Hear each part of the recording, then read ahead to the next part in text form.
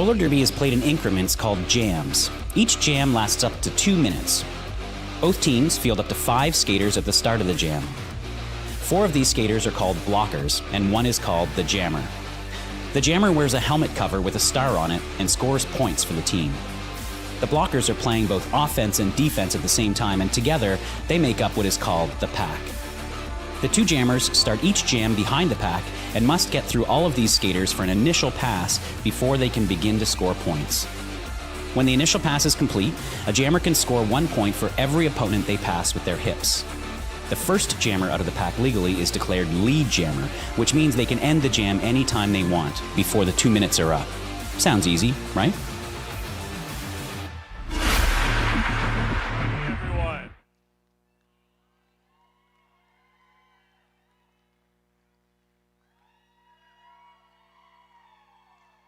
There we go. There's the energy.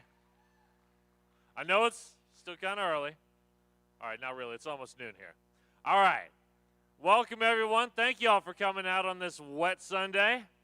Glad you all are here for this Petals exhibition game.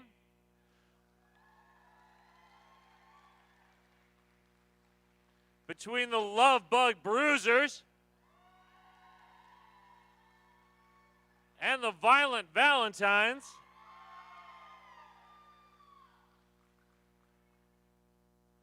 Just a couple things before we get started. Please stay on your side of those black bumpers. That is for your safety and the safety of the skaters. Also, while the action is going, please don't walk in front of everybody. Please wait for the 30 seconds in between jams to go grab yourself some snacks or some merch. Your fellow fans will appreciate you for that. Also, this is a juniors game, so please cheer positively and responsibly. And leave the coaching to the coaches. You all cheer, let the coaches coach. And now, please give it up for all of our volunteers who make all this possible.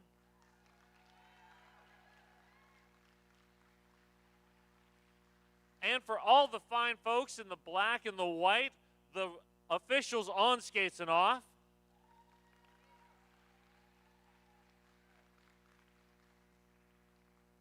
And now, let's get this going.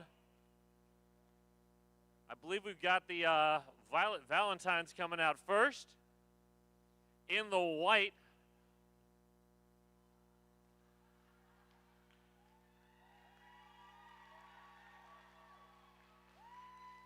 number 1, 2, 3 is Beetlejuice. Oh, I've got a bunch. Oh, you got that one already? 172 is Bonjour. 189, Smokin' Cinder. 246, Cherry Chainsaw. Number 32, Murder Crow. Number 413, Razor Sharp. Number 423, Leonard Skinner. Wearing number 48, Tantrum. Number 575, Roller Poly. Number 646, Briar Rose. Number 87, Destroyer. Wearing 928, Mozilla. And finally, last but never least, number 97 is Tiny Monster. Give it up for the Violent Valentines.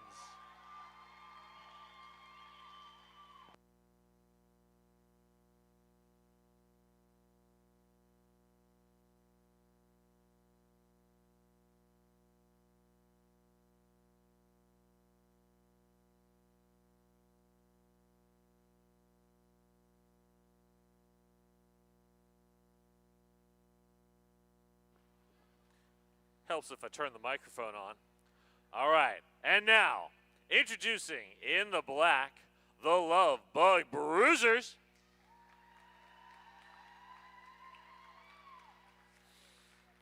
Wearing number 13, Smack and Cheese. 205, Dirty Blonde. Number 36 is Piranha Pixie. Number 44, Lemon Bomb. Wearing number 55, Wrecking Ball. Number 6, Grizzly Bear. 65 is Showgirl. 696, Beelzebub.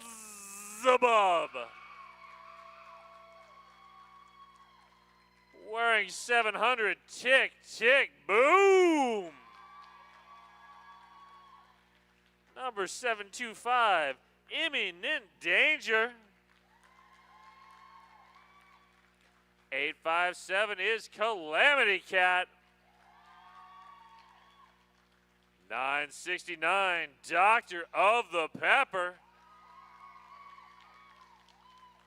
And finally, 999 is Honey Bee Sting. Put your hands together for the Love Bug Bruisers.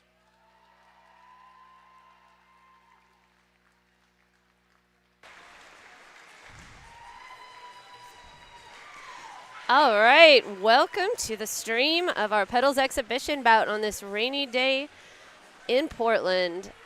My name is Snorlax, previously known as Christina, and my announcing partner just rushed in. Nazgul. Welcome, Nazgul. So, I would love to invite anyone who is watching from afar to say hi to us in the stream, especially if you are a knowledgeable Derby fan and you have things to add.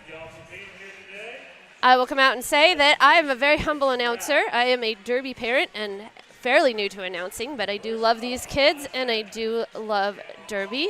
My partner here is significantly more knowledgeable than me. Nazgul, you want to say what brings you here? I'm usually a skater, but I'm announcing for this game. Yep. All right. We've got the two jammers. We've got number 87.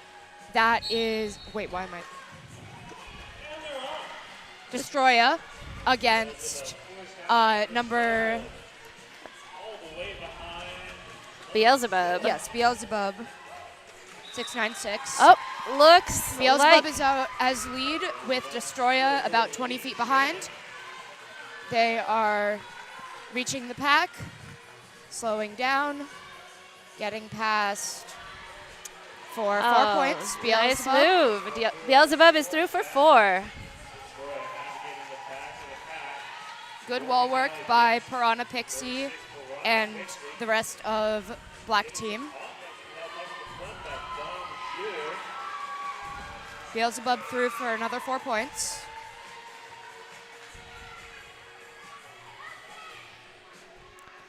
This is an excellent first jam for Beelzebub, and Beelzebub calls it off.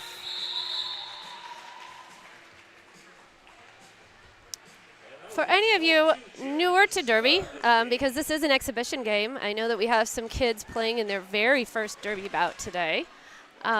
This game is being played by our level 2 players. We call them the Petals at Rose City.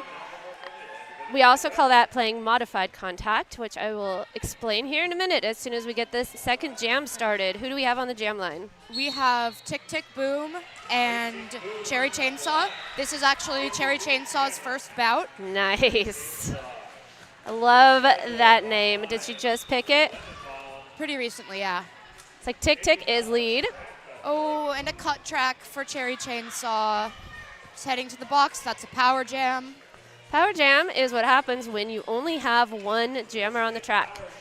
If you're new to Derby, the points are scored by the person with the star getting through and passing their opponents. Every time they pass an opponent at the hip level, they score 1 point. Since there are 4 opponents out on the track trying to stop them, they can get up to 4 points per time through. So what happened to Cherry? What was her penalty? What does that mean? She got a track cut. That means that she ended up going out of bounds and then re-entering in front of someone who had position on her. Position means that the person was previously in front of you or had pushed you out of bounds. So if you get pushed out of bounds, whether you're a jammer or a blocker, but this most often happens to jammers, your punishment is you have to go behind everybody who pushed you out or was in front of you at the time. Chainsaw re-entering the pack, tracking back and forth. Great work by Doctor of the Pepper and Lemon Bomb holding her back. And Cherry Chainsaw is through for her initial pass. First time through in her first game. Yep. So a little secret about my partner here at School happens to be my child, but is also a coach for these young skaters, preparing them for this level of play. Do you feel proud? I do. Feel free to pepper this with fascinating facts about our training program. Oh, yeah. So if you're watching from home, who are you rooting for? I see Aaron is rooting for both teams. I think we all are, really. Jammers on the line. We have Tiny Monster and Honeybee Sting. This is a fairly common matchup as they also play against each other during the home team season. That whistle blows. Tiny Monster is ahead and through for lead.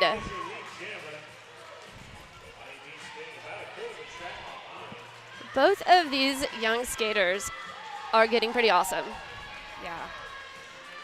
Unfortunately, because we have copyrighted music, you can't hear much of what's going on in the hangar today, but we have a nice crowd for these very young skaters, and it's a little bit noisy. Tiny Monster through for her first 4 points. Honeybee Sting fighting against Razor Sharp in the back. Monster is trying to make up some of that point deficit for her team. And Honeybee through for her 4. Oh, Tiny's grandma is watching from Arizona. Hi, Melanie. And Tiny calls off the jam before Honeybee can get any more points, leading to a 4-8 jam in favor of the Valentines. We love Tiny. She is indeed a derby monster, though not a monster in real life. We have, I believe, Smoke and Cinder against Imminent Danger for this next jam. Smoke and Cinder was selected as captain for the Violent Valentines. I'm not sure who the captain is for Lovebug Bruisers. If you can spot that scene, Osgoal. I believe it's Showgirl. That's a good choice. Right. Smoke and Cinder through for lead. The captains in Derby have some special responsibilities. So at this level of Derby at Rose, we don't generally have captains picked for a team for a whole season for the Petals. But a very responsible and talented skater is generally selected to play the captain role at a game. Imminent Danger able to fight through for 4 points.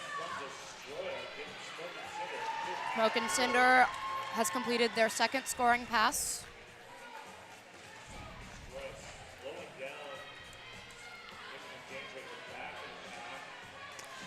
So I mentioned that this is a level 2, or modified contact, we usually call it at Rose.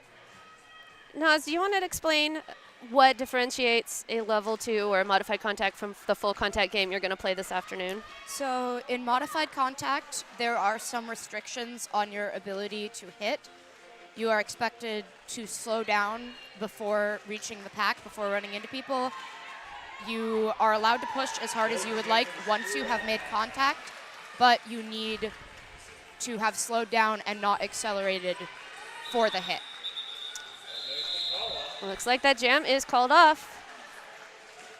And yes, at Rose City, we're a little bit different than many leagues. For our young skaters, we separate these levels by age. So at Rose City, until you turn 12, you play modified contact, no matter how experienced you are, with very few exceptions. Right. In some leagues, it's separated by skills, and so you can have younger kids playing full contact and older kids playing modified. Just depends on what works best for your league. There are pluses and minuses both ways, and this jam is off. We have Leonard Skinner and Wrecking Ball. This is Wrecking Ball's first bout. Yeah. They are both through for their initial pass. Wrecking Ball about 10 feet behind Leonard. I always have to kind of root for the one in their first game. Very good offense and then defense switch by Razor Sharp just then, getting their jammer through and then catching the other jammer. Looks like Lemon has a fan in the chat. Hey, where are you watching from?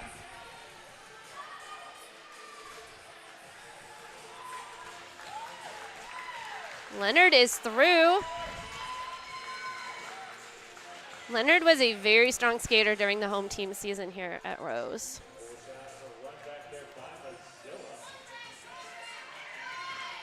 Rec through for another 4 points.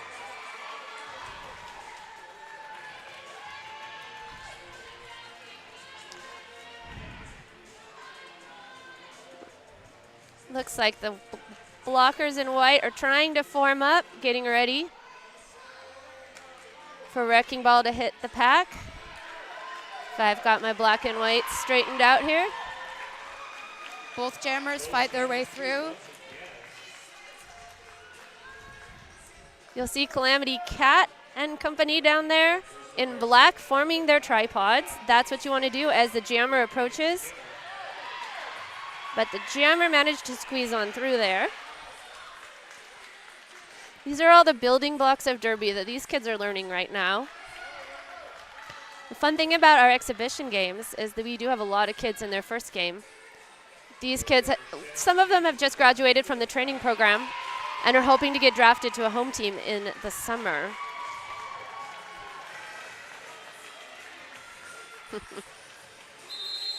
Huge jam for both skaters, 20 and 24 points respectively. Wow, that's awesome. So for the people who don't know Derby, what does a 24-point jam mean for a jammer? 7 laps in 2 minutes with 4 people trying to stop you. Very impressive. I struggle to do that. I was expecting you to say career high or something like that. But yes, you're more accurate than I am. I get tired just watching it.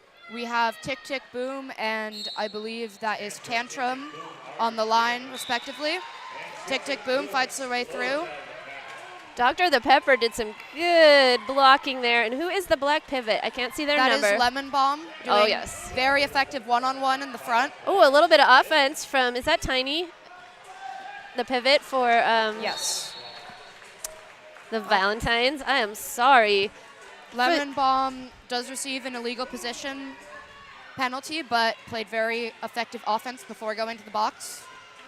I wish I knew what an illegal position is. I always get confused about it. What is illegal position? It means you're in the wrong position. Thank you. This is what happens when you have mother and child announcing together. In this situation, it was because the pack, which is the largest group of skaters from both teams, was up in the front, and I believe Lemon Bomb skated backwards. Oh, we have a power jam for the Violent Valentines as Tick Tick Boom has taken a seat in the penalty box. Oh. Tantrum got through. There was a whistle. Somebody got something. Oh. We have a pivot and a jammer in the box.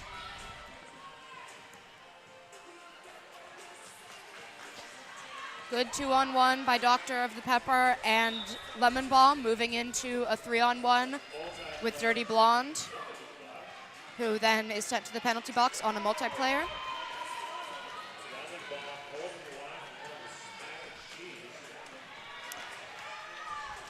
Tantrum is very successful. But now we have 2 jammers on the track. Tick Tick is back and just slipped up the inside. I'm not sure that the Valentine's tripod was ready for her. Good job by Smack and Cheese guiding Tantrum into the pivot so that she could continue to be blocked. So the number one question I get about Derby with newbies who show up here is what is the star? But then the second question is what is the stripe helmet? This you want to stripe explain? Is what we call the pivot. They are one of the 4 blockers, and their job is almost exactly the same as any other blocker. The one difference is that they have the ability to become the jammer if the jammer takes off the star and hands it to them. This can only be done once. They can't pass it back and forth, so it's a decision that you want to think about before making. It's often done if a jammer is very, very stuck. Jammers get very sad if their pivots are in the penalty box because then they have no backup. We have Showgirl and Smoking Nice Cinder. attempt at blocking there by 413. But Showgirl zipped to the outside. Who is 413? That was very Razor sharp. razor sharp. Nice job, razor sharp. Little bit of offense being played in the back by Cherry Chainsaw, the pivot for the Love Bug Bruisers. In the shiny pink skates.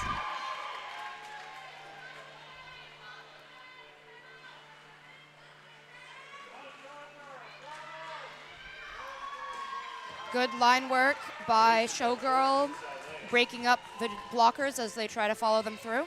And line work is moving sideways. Sideways, side to side, taking advantage of the lines of the track. For context, we have to explain this like we're talking to a newbie because we do not know who is watching. Showgirl calls it after getting 16 points. Oh, Lemon's mom is there. Hey, in Corvallis. We are also big fans of Lemon. And it looks like we've got Chainsaw's Auntie Coop from Southeast Portland. Hey. And we actually have Chainsaw's older sister, Mozilla, jamming right now for the Violent Valentines against, is that Beelzebub. Beelzebub is through for lead. Beelzebub's new blue hair makes me very happy. I too have blue hair. Beelzebub is pushing up the inside. Really good attempt at blocking there by Tiny. But Beelzebub was able to squeeze through. Can't be easy to squeeze through when you're not allowed to hit. Mozilla breaks through for an initial pass. Tiny Monster successfully hits out Beelzebub, but at the last moment is able to recycle them to the back of the pack. Something I neglected to say was that jammers do not score points that first time they get through at the very start. The reason why they fight so hard to be the first one out is because the first one out is designated as lead. You can see the ref down there is pointing at Beelzebub, indicating that she's the lead, or they're the lead. And has the right to do what Beelzebub just did, tap their hips to end the jam. 12-3 jam in favor of the Love Bug Bruisers. You can see a replay right now of Tiny Monster's last moment hit, able to recycle the jammer. Shout out to our stream team. Oh yeah, Saul is dancing in the stream team box over there. We have Smoke and Cinder and Honeybee Sting out on the line as jammers. We really are very fortunate here at Rose for having these skillful volunteers who do things like run our stream. And both jammers are through, neck and neck. Honeybee is lead. These are two speedy jammers. Did they play with or against each other during the home team season? With each other. I believe they are both on the Skaters of Doom. Is that one of the perks of these extra little exhibition season games? You get to battle with some of your teammates? Yes, it's very fun. The mix-up is very nice because it gives you the opportunity to play on the same team as people you're normally playing against and play against people that you normally are playing with.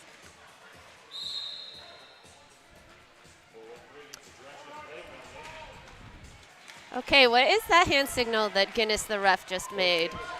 That is a direction. What that means is that one of the players has pushed someone else in opposite derby direction, so that is clockwise. You're only allowed to make contact pushing in roller derby direction counterclockwise. Otherwise, it is a penalty. That is one of the many rules that keeps roller derby safer and keeps it from becoming a brawl out there. Both teams working to make a tripod, likely hoping to slow down the jammers who so far have mostly been skating laps. Oh. Honeybee got through. Oh, Honeybee called it off, but I think Cinder also made the same amount of points, so this is a 16-16 jam. all that work and no advantage. We have Wrecking Ball against Cherry Chainsaw. I should mention that orange line down there they're lining up on is called the jam line. That's where the jams begin. And it is sponsored by Jam on Hawthorne. Rex shoots up the outside line, but is hit out by Tiny Monster. I see Tiny Monster going back, raising her arm and shouting. That is called recycling, indicating that I was the one that pushed that jammer out, and they need to come back behind me or they are going to get a penalty. Imminent danger, playing offense at the front for Rec, who is able to follow that offense and break through the pack for lead jammer. What you just saw was the Blackers in Black tried to stop Cherry way back far behind the pack, which then they realized they were too far back. They were out of play, and they had to let Cherry go. They had to move up closer to their friends. One penalty for each team right now. Oh, never mind. Razor Sharp's coming back to the track.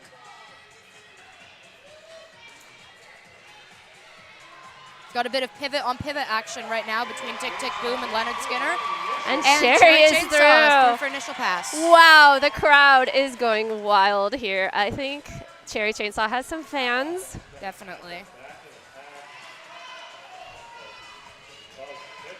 I believe Cherry is one of the younger skaters.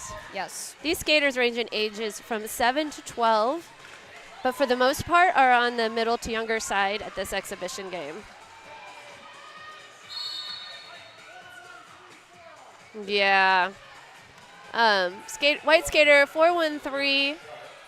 I think they made contact with Cherry's shoulders. It was an accident, but still, if you touch somebody in a part of their body that you're not allowed to touch or hit in the game, you get a penalty.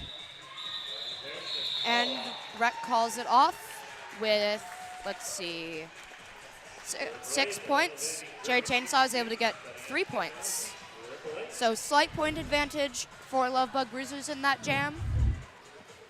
You're lining up at the Jam line, brought to you by Jam on Hawthorne, Portland's best vegan-friendly, booze-friendly, not for this game, kid-friendly, omnivore-friendly, and everybody-friendly breakfast place. I always get very hungry when I announce here.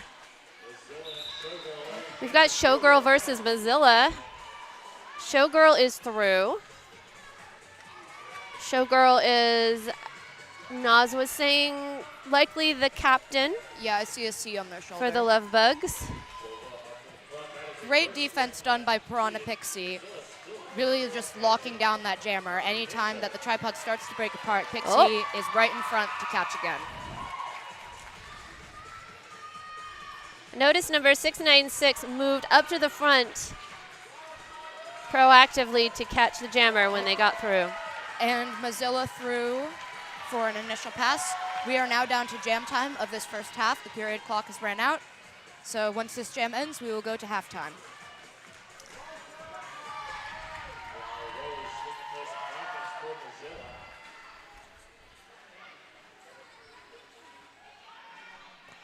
Some offense being played by Bonjour to try to get Mozilla out. As Showgirl slips through on the inside. And calls it. Wow, that was an incredibly fast first half. These Petals games run 20 minutes per half, and they're over before I know it when there aren't any timeouts. All right, well, there are some fun and games that are going to happen here in the hangar during our 10-minute break. We're going to log off. You can watch some lovely ads, and then we will see you back here in 10 minutes.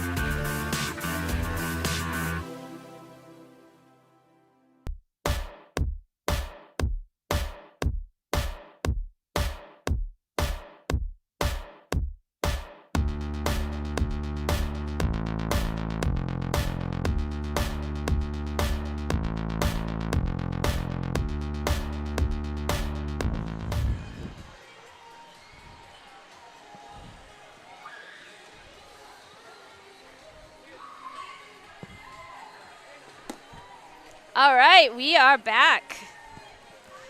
Once again, I am Snorlax, formerly known as Christina, joined by, Nazgul, always known as Nazgul. formerly known as something that we won't say. Old derby names. Old derby names. Often kids change their names when they become older. This has been a pretty awesome game so far. Hey, look at that. There we have our penalty tracker up. No one's in too bad penalty trouble. Everybody 2 penalties or less. Both teams are equal at 5 penalties. This has been a very clean game so far. Yeah, let's see. It's been clean. It's been really quick. Not a lot of timeouts. And here we are coming. We've got the zebras all out there. We do have some junior officials here today roughing this junior derby bout. On the outside lane, we have Pandemonium, and on the inside, we have Panda's brother, whose name I do not know. Do you know Panda's brother's name? I do not, but you missed. We also have Chloe Catastrophe on the outside. Oh, as a junior Chloe's official. out there. I am so sorry to Panda's brother.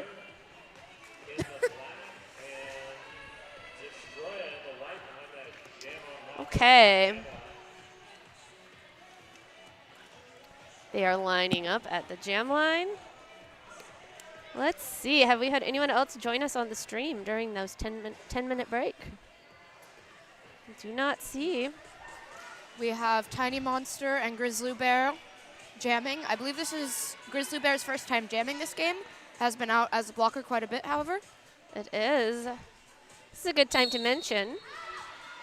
Maybe it's not a good time to mention, because we're going to talk about Grizzly Bear rushing up to the front of the pack, getting lead. Great offense by Tick Tick Boom. Those two have been working together for quite a while, been on the Bad Apples together for a few years. Probably very good at predicting what the other one's doing and working with each other as far as offense.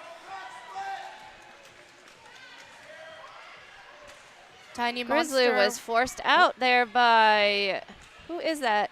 I believe that is Blacker with the black helmet and the white. Tantrum? I think you might be right. Oh, Nope, that is not Tantrum. I think that's Smoke and Cinder. looks like Grizzly had a skate out there and kept on going instead of recycling to the back, and that earned Grizzly a track cut penalty. When the camera lingers on the penalty box, you'll see that anybody who is boxed sits for 20 seconds, and then they stand for the last 10 seconds of their 30-second timeout. That lets the coaches and the other skaters on the track get ready. They know now that Grizzly Bear is about to re-enter because Grizzly has stood. And you see the blockers in white have noticed that. They're starting to get ready, and Grizzly is getting ready to re-enter.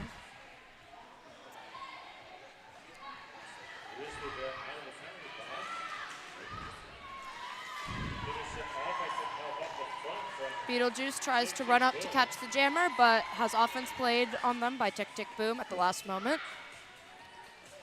Tiny Monster fights her way out of the pack for a second scoring pass.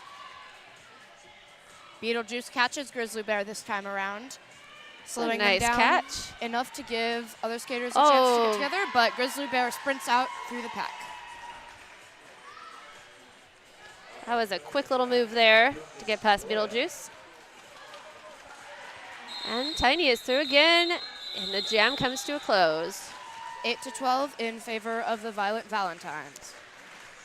Huge shout out and thank you to our Rose City sponsor, 187 Killer Pads. They are the exclusive protective gear sponsor of RCR. Often imitated, never duplicated. Stick with the best. Thank you for saving my family many, many dollars of medical bills. Who do we have on the line? We have Tantrum and Beelzebub. We've seen that matchup already. Beelzebub shoots through, but Oh, gets hit out at the last pushed to the moment by outside. Mozilla, who draws them back with Bonjour. Wow. The Valentines are playing some very good defense here. Somebody got called. Who did the no? Oh no, we have a black jammer in black called on something. We have Mozilla going to the box as well. There's a power jam for the Valentines right now. This means they've got some time to play some extra offense for their jammer. Looks like they're trying to figure out where to set it up right now. It's usually good to take a moment, get everything ready before you jump into it. Otherwise, your jammer might not be able to follow. Fun fact, it took me a minute to learn as I was watching derby games. The jammers do earn a point for every opponent they pass, which comes to 4 opponents per pass. But if one of their enemies is in the box and they get all the way through the pack, they get what's called a ghost point Beelzebub sneaks through for the right person from who's the in the box. So even though Beelzebub only passed 3 blockers there, they scored 4 points. Little tumble being taken on turn 1. Everyone's able to get back up. Beelzebub coming in again. We have Murder Caught by Crow Murder Crow. trying to push Beelzebub out to the outside. Beelzebub managed to squeeze around.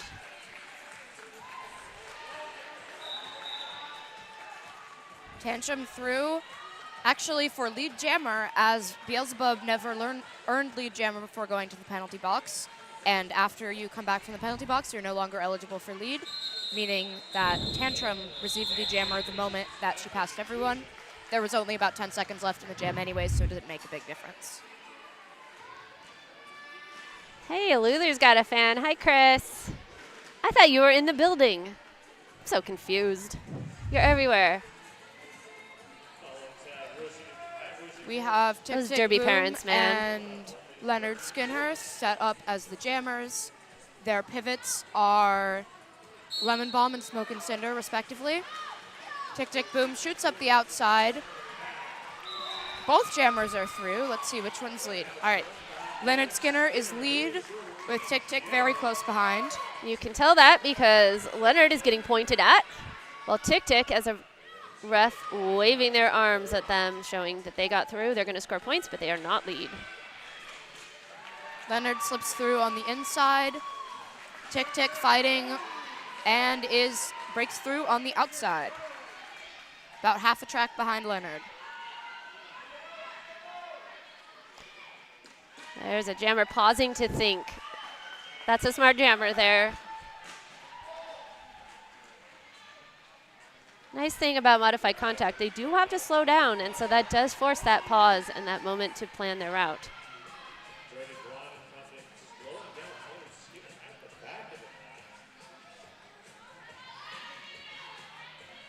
Everybody is getting ready. It feels like these are slightly different looking groups of kids from the first half. It feels like they have really just come together and gelled. Well, the thing about these exhibition teams is they only skate together for about a couple of months before their game. Yes. So they have enough time to gel together somewhat, but not all the way. So you can see the difference even from the first half and the second half because that's more time that they've played together. Just something about having that crowd. Here at Rose, we do have a good amount of seating, and so there can be quite a crowd here. Power jam for the Violent Valentines as Tick Tick Boom is sent to the penalty box on a forearm. As there is less than 30 seconds left in this jam, this means that the next jam, the Violent Valentines, will start with the power jam, meaning that they will have time to play offense before they even have to worry about a jammer at all. And the jam expires at its 2-minute mark. Was not called off. I feel like those 2-minute jams are probably pretty tiring. They are. So I've heard. And for the first time, we have Razor Sharp on the line as the jammer for the Violent Valentines. Wow, put out there in a power jam situation. A little bit of pressure. Our score is now 177 to 136. Good offense by Beetlejuice, prying Showgirl Oh. out of their jammer's way. Razor Sharp is through. Lead jammer on their very first jam of the game. Tick Tick Boom has been released from the penalty box and is running behind. Now Razor is probably thinking that it doesn't matter if Tick Tick gets through quickly first, because Tick Tick was not on a scoring pass. Razor gets through, scores 4. Both jammers now have their initial pass, so both are eligible to score next time they enter the pack. Now I suspect that Razor is estimating whether they can get through. And they do make it Oh, through. they do get it through. I was going to say For get 8 through and points. call it off before Tick Tick gets through, but they've elected not to call it. Big part of Derby is also that these kids are keeping an eye on their coaches on the bench, and you'll see the coaches making hand gestures, telling those jammers when to call it off and when to just keep running it. Razor's going to go for another 4. Nice block there from the jammer in black with the gold helmet, number Piranha 36, Piranha Pixie. Tick Tick breaks through for another 4 points.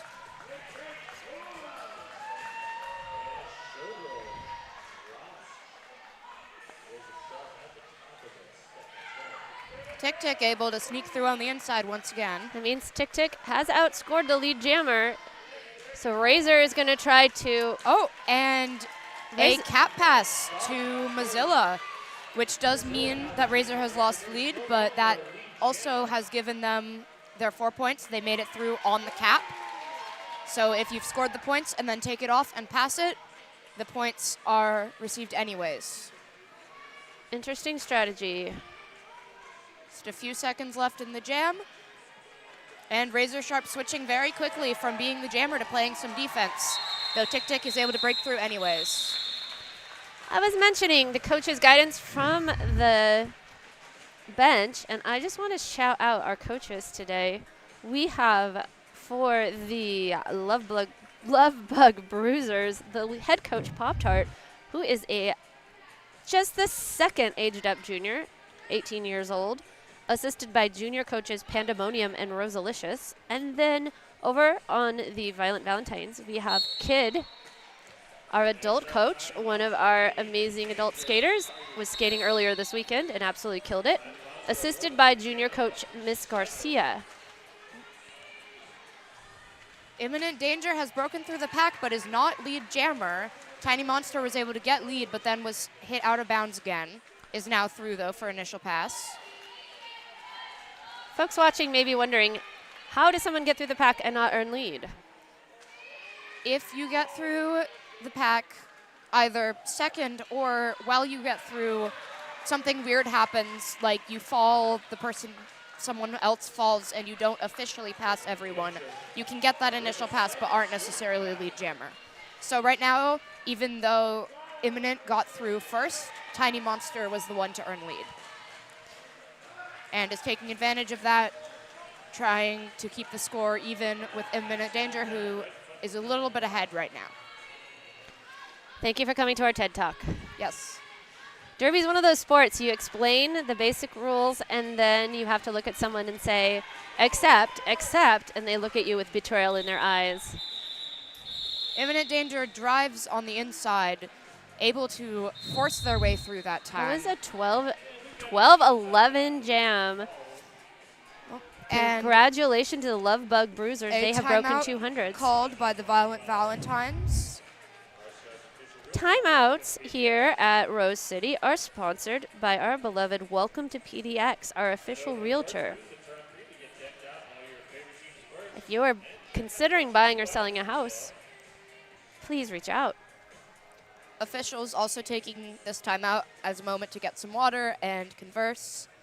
The thing about being a referee is that while the skaters get to rotate on and off, as a ref, you have no alternates. You are always going out. So big thanks to our officials, and very impressed by their endurance. We have on skates Pearl Jim, Adam Splitter, Django Fett, Uni, Shobi Wan, Kira Duncan, Catastrophe, and Guinness. Big shout out to Kira. I think that she has reffed every single game this weekend.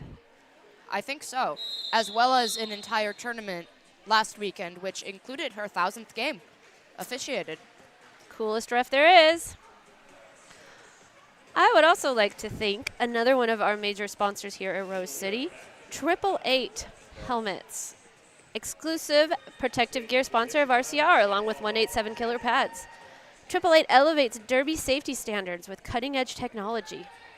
They have more Derby-specific gear than any other brand. 888 has you covered, and that is true. Official timeout called.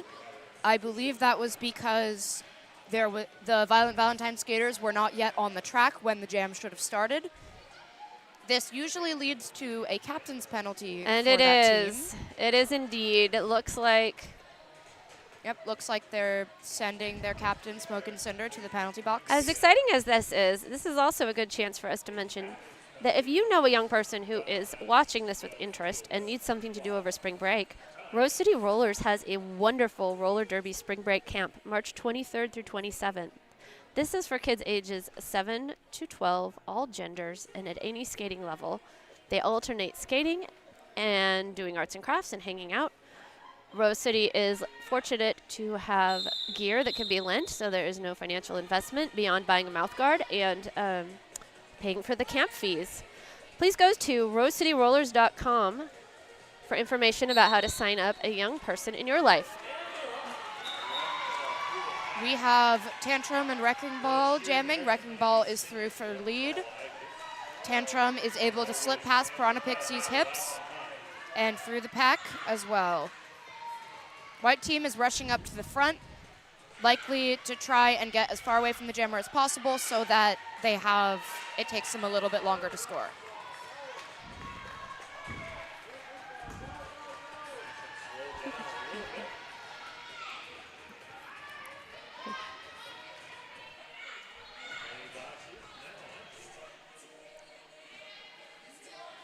Okay, the moment of strategy and tension as the jammers approach the pack. Yeah, this late in the game, you can tell that these kids have gelled more as a group. Great lockdown wall by Piranha Pixie, Calamity Cat, and Showgirl. Even with the offense that was being played on them moments ago by Mozilla, they were still able to continue to rotate around it. Now they're starting to get stretched out, but still holding the jammer.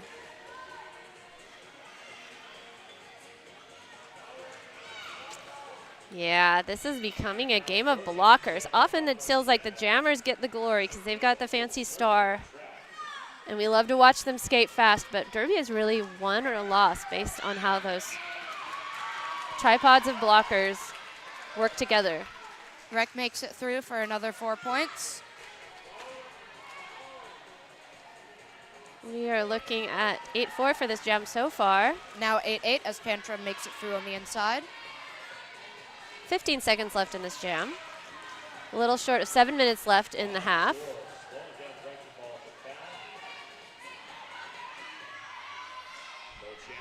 You can see Coach Kidd there in red getting the next group ready to go out, while Garcia was watching the track getting ready to shout directions to the kids that were playing. We had a 9-8 jam in favor of the Lovebug Bruisers. Big shout out to the other officials that are out there, equally important, who are wearing black. Our non-skating officials today.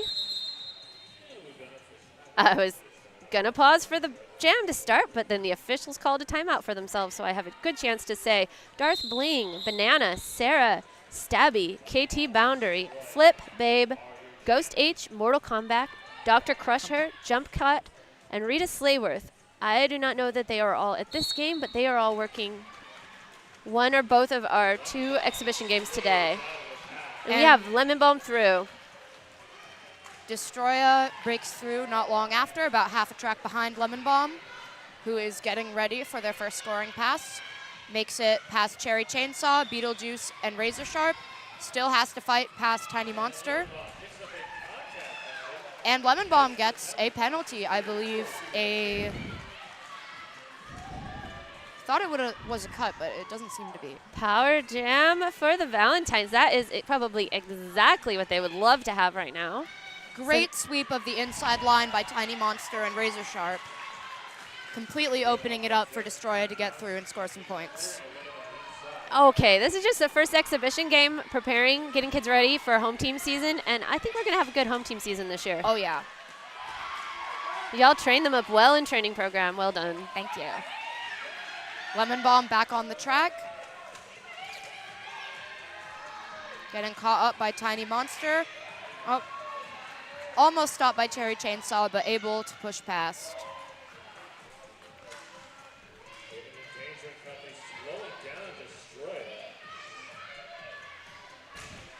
Oh, someone tumbled in the middle. I believe that was Lemon Bomb.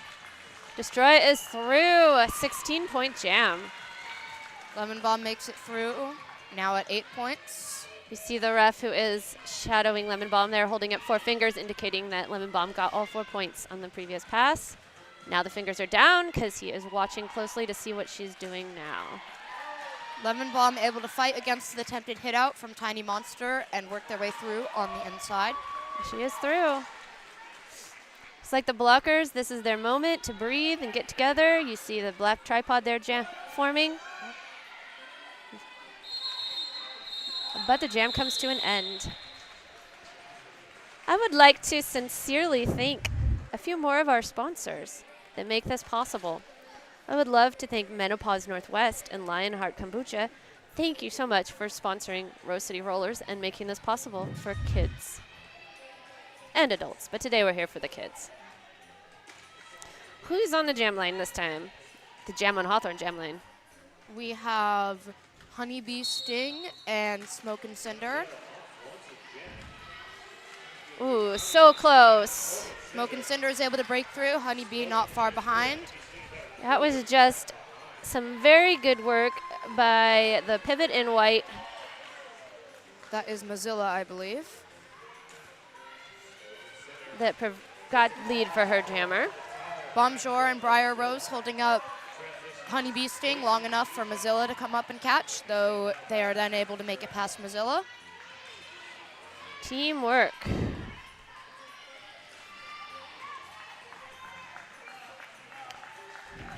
Smoke and Cinder is through again. Oh, are they going to break? Are they going to break 200? Hopefully the crowd is paying attention to the fact that we almost have a 200 break here. I believe Cinder has that 200th She got point past now. 1, 2, 3, and 4. has received all 4, breaking 200 for the Violent Valentines.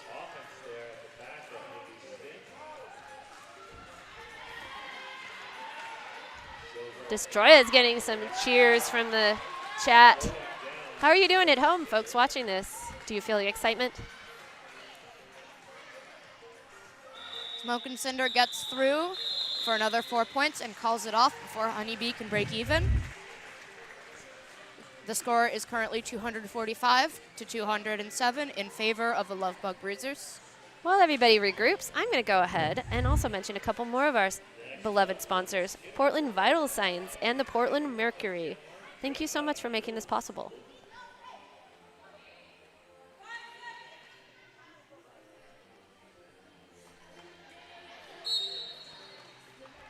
And they're off.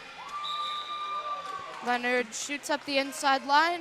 Beelzebub does the same. A couple seconds later, walls are getting back together, getting ready for both jammers who are speeding in, but of course slowing down before they actually reach the pack so as to not get illegal contact penalties.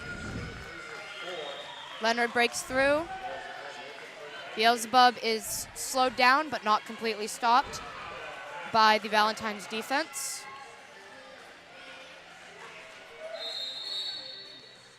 I hear whistles. I do not know what they mean. Direction penalty for Tiny Monster. Thank you. This is why it's always good to have a skater and part-time ref. Both jammers make Up it here. through for another 4 points.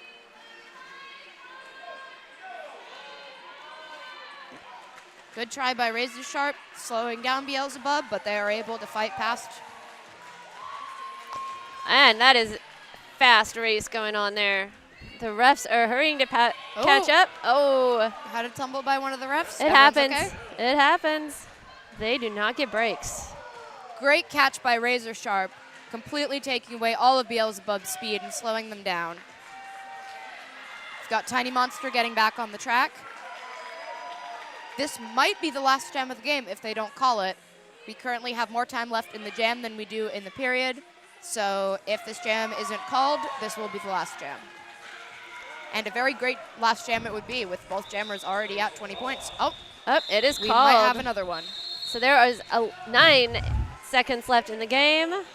A timeout is called to freeze that clock so that they can have one more jam. And it looks like we're having Piranha Pixie Jam for the first time for the Lovebug Bruisers after the end of this timeout. We have been so engaged in this game that I have failed to mention a couple of our very beloved sponsors. I'd like to thank Porque No Taqueria, the sunniest place in Portland, voted the best tacos and Mexican food in PDX. And also the Buffalo Gap Saloon and Eatery, John's Landing's favorite eatery and saloon. We also have Bonjour on the jam line for the first time. It seems like both teams are giving some of their pivots a chance to jam for this last jam. That's pretty fun. These two are teammates during the home team season. They both play for the Killer Bees. Pixie's currently wearing a Killer Bees jersey. If you are watching because you love a child who's playing roller derby at Rose City, consider checking out our merch for any upcoming gift-giving occasion. Check out team merch at rosecityrollers.com/shop and order online.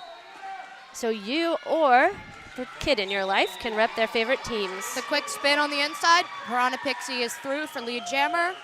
Bonjour fighting against Showgirl and Lemon Bomb.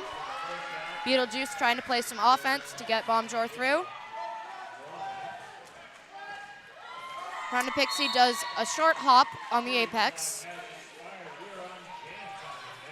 And you'll see that the game time has run out. It says a big old 0 up there. There is 1 minute 28 seconds left in the jam if the lead jammer chooses to let that play out. Always an interesting decision because the lead jammer's team is in the lead, but also skating is pretty darn fun.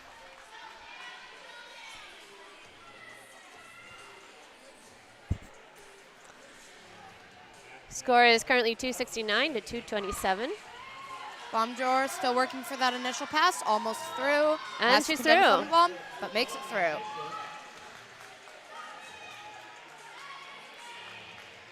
Quick Look. apex jump Little by Piranha apex Pixie. hop.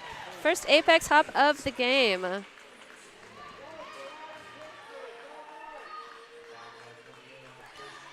Okay. Piranha Pixie's coming back to the pack. Great offense played by Wrecking Ball. Bonjour is in the back. Bonjour working Making for their through. first Scored some pass. points. Got all 4, I think. Yep, there's 4 points. Well, this is a pretty fun last jam. It's looking like Pixie is planning to run this jam to its conclusion. Yep, there's no sign from the bench, but both teams are standing, which is kind of traditional. To cheer on everyone who's out in that last jam. Pixie driving on the inside line. Very good reason to try to see a game in person at Rose City. As soon as this official score goes up, which it will in a moment, all the fans in the place will rush out and make a circle to high-five their skaters. Very special tradition with roller derby. We have an unofficial score of 281 for the Love Bug Bruisers and 233 for the Violent Valentines. We'll see after the officials check in with each other if that is the correct score. Congratulations to all of the skaters, especially folks in their first game, and especially to those of you from the future who are checking back in to watch your footage. I hope you feel proud.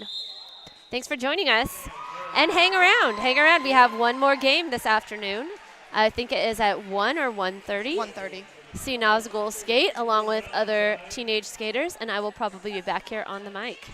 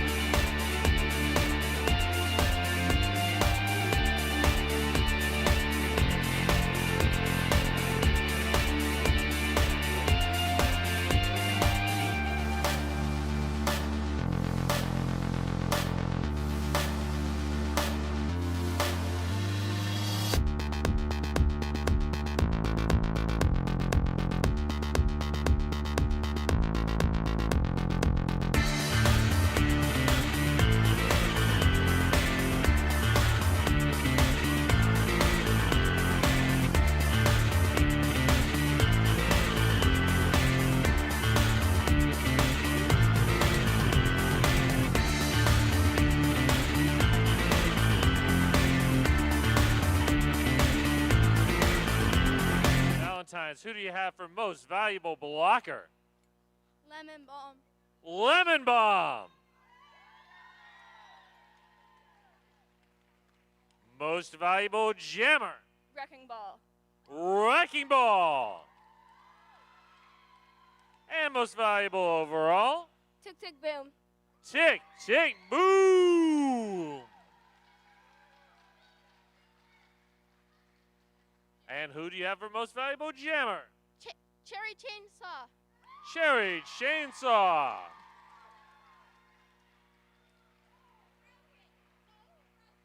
Most valuable blocker? Smoking Cinder. Smoking Cinder. And most valuable overall? Destroyer. Destroyer. All right, let's do some pictures here.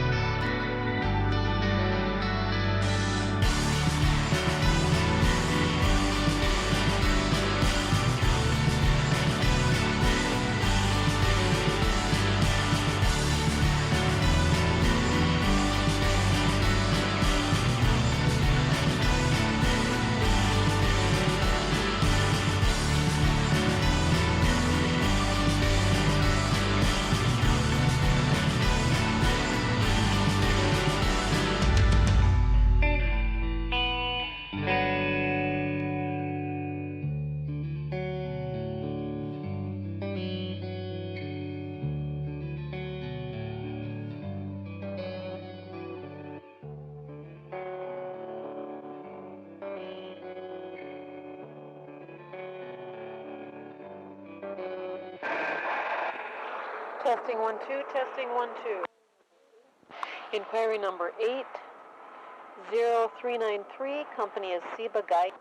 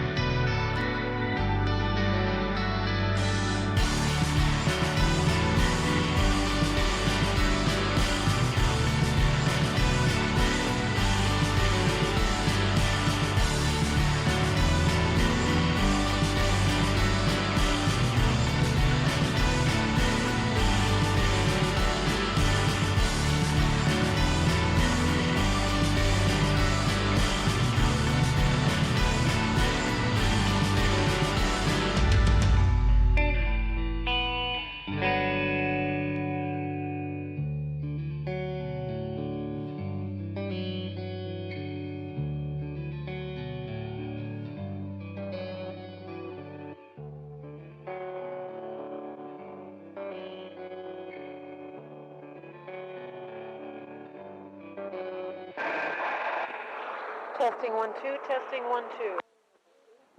Inquiry number 80393, company is Seba Guide.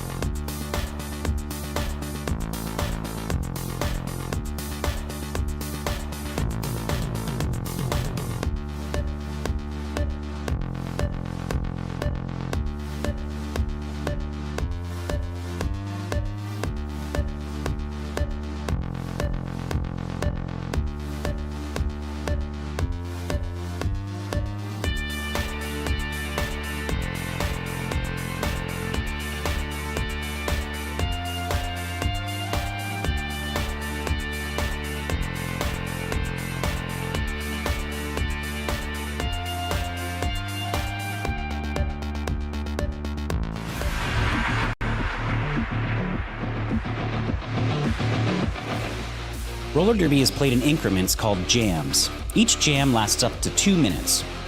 Both teams field up to 5 skaters at the start of the jam. 4 of these skaters are called blockers, and one is called the jammer.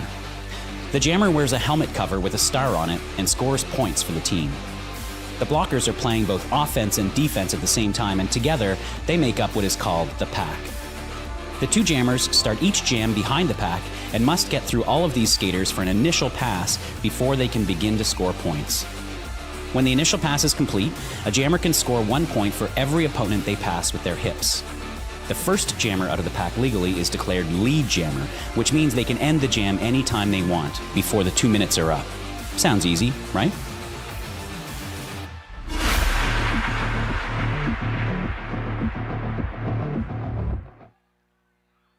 And welcome. Thank you all for being here for this exhibition game for the Buds. And a special welcome for all the new folks here for Derby Days.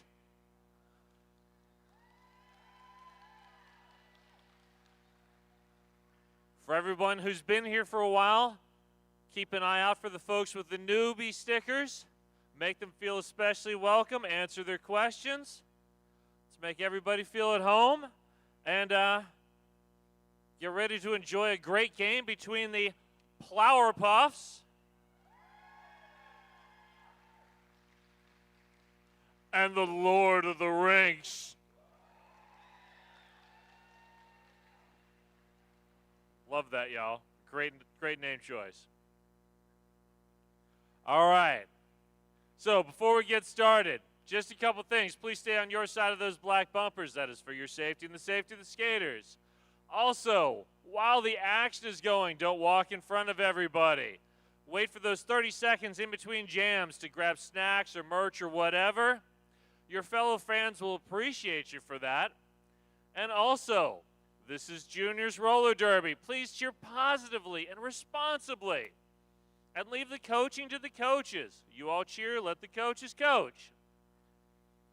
And now, without any further ado, let's give it up for all of our volunteers who make all this possible.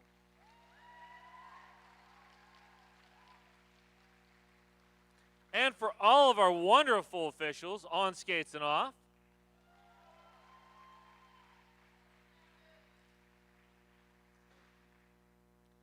And then let's get this going. Introducing, in the black, the color of Sauron, the Lord of the Rings.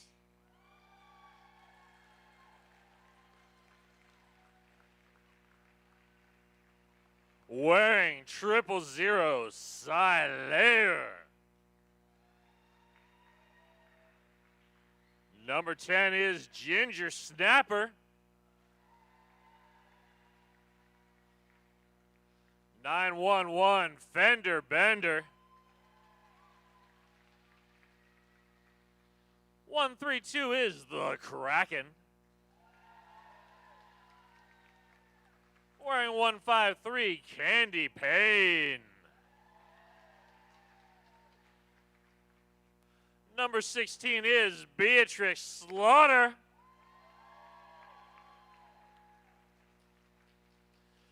018 Ultraviolet. Wearing number 40 Blue Ruin. Number 27 is Dora the Destroyer. Wearing 295 Lightning McQueen. Number 31 is False Glitch. 311 is Smash Smash Goose. 343 Coyote. Wearing 505 Danny DeVito. 555 A Very Scary. Wearing 789 All Ice. And that's the only ice we like around here. Wearing number 84 Punch Bug.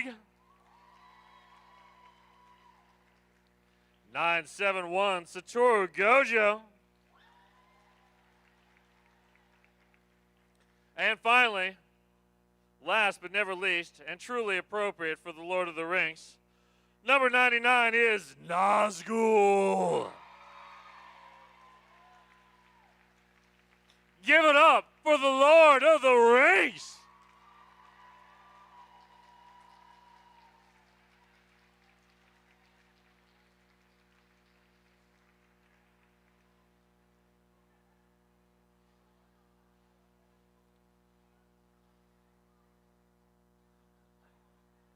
Now leaving the depths of Mordor, wearing white, we've got the Flower Puffs.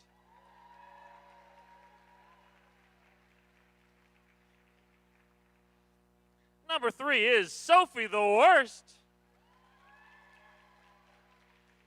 Wearing 108 T-Rex. 117 is Nova Pain. Wearing number 22 KO Gamble. 247 is Lil Havoc. Wearing 299 Rotten Mango. 34 is Ruthless.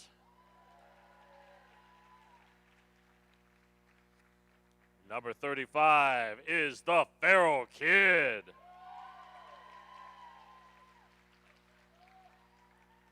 Wearing 38, Circe.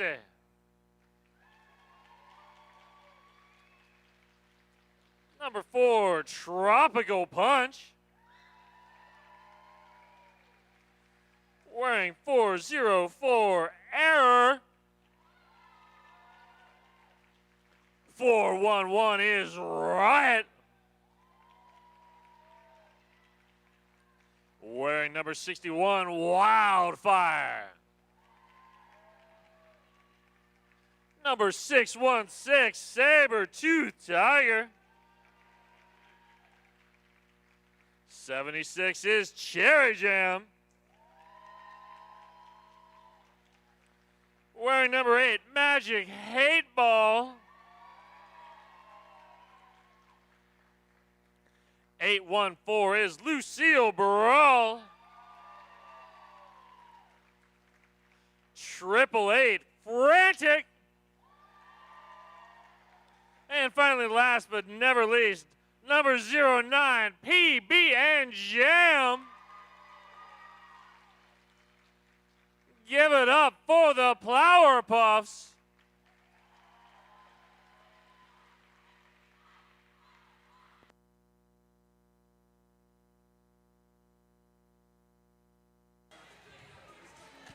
And welcome to the stream. I'm Pop-Tart. And I am Snorlax, formerly known as Christina. We are here for our second exhibition game of the day. Don't know if some of you hung on, or welcome back if so, and welcome if you were not here for our first game. I see we have a shout out for the Flower Puffs already, and for Nova. Please speak up in the chat if you have any questions or you have a skater that you want to cheer on. That is always very fun to know who is watching from home. Looks like straight off the line we have, for the Lord of the Rings, we have their captain 505. That is Danny DeVito on the line as Jammer against Flower Puffs Jammer T-Rex. That's a hard team name to say. Why did they do that to us? Okay. Looks like T-Rex is up at front and out for lead. But Danny not too far behind. That is a great matchup of jammers.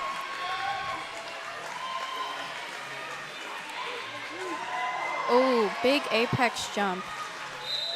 Oh, but did not stick it in. That is a cut track on T-Rex. That means that this is going to be a full 2-minute jam. No points for style, sadly. Danny is coming around for a second pass. Amazing offense from, oh my God, Ultraviolet, clearing that inside with a very scary.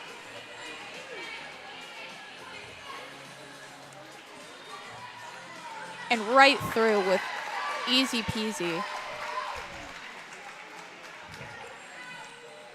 And T-Rex is out of the box. And through with a nice attempt by Avery, number 555. Ooh, oh, another attempted apex jump, but the Feral Kid knocking them straight out of the air.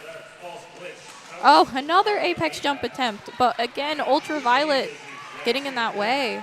Jumpy juniors. I mean, that's the fun of it, ain't it? Oh, both jammers are out. Danny is at 16, T-Rex at 8. Frantic has some fans from Texas. Hi.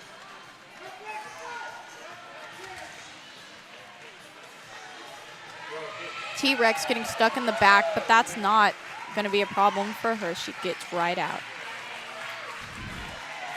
Taking a moment to breathe as they circle the track. Danny is nearing the pack. And a beautiful toe stop work on the inside, and Bro is out with all 4 of his points. That was a 24 for Lord of the Rinks and 12 for the Flower Puffs. Off to a good start of this juniors exhibition game. They're lining back up at our Jam on Hawthorne jam line. Jam on Hawthorne is a beloved sponsor of RCR. They are Portland's best vegan-friendly, booze-friendly, not for this game, kid-friendly, omnivore-friendly, and everybody-friendly breakfast place. So we have Frantic out, but Duck, wait, yeah. Goose. Goose. Oh my God. Goose, not too far behind and passes Franny. Oh, Goose is through. Goose has really been amazing during this exhibition season. And with the quick call off, that is a 4-4 jam. For anyone who doesn't know, at Rose City, we kind of have 2 seasons for our juniors. We have the home team season, and right now we're mostly in the thick of our travel team season, where a smaller number of our skaters are traveling to play regionally and nationally. This is an exhibition game that is made up of kids who are not skating on travel team right now. We have some experienced home team skaters as well as some people skating in their very first game in hopes of getting ready for home team season that's coming up this summer. Dora already out, but on their initial pass with Riot not too far behind. Oh, quick onto the inside, and there's the call off, leaving Riot with no points. Good decision. Do we have anybody in the chat who has never seen a derby game before? I'm curious. I really enjoy these exhibition games. I am watching this from the perspective of a derby parent. Pop-Tart is a skater. And now official. an adult skater. An official and coach. Yes. And I just love that there's kids here in their first game that I've watched since they were 8, 9 years old. Actually, we have Little Havoc with their first Buds full contact Yes. game. Out here getting lead jammer already making it quick around the pack. We don't have favorites as announcers, but I'm doing a little happy dance for Havoc getting lead in their very first game as a Bud at Rose City. Number 555, A Very Scary, catching them right at the top. Fault's Glitch is also out. Fault is very strong. Yes. Blocks as well as jams and is being held up there by number 616. That's Sabertooth Tiger Thank and you. Rotten Mango. So glad you're here. You are so much better with the numbers and the names than I am. Also, your eyesight as a young adult versus a old adult. Here at the hangar, we announce for the mezzanine, which means we are quite high up looking down at the track. And that was a 4-8 jam for the Power Pluffs. All right, they are lining up at the Jam on Hawthorne jam line. Looks like Lord of the Rinks is starting with 1 blocker in the box. Yep. That's a little bit of an advantage for 0-9. That is PB and Jam. I noticed the pivot for Flower Pluffs. Cersei skating under their new name for the very first time. Formerly known as William Skatespear. Very strong blocker. May their new name be blessed. Okay, both jammers are now out, and PB calls it before Gojo can make any points or even finish. PB squeaked out 1.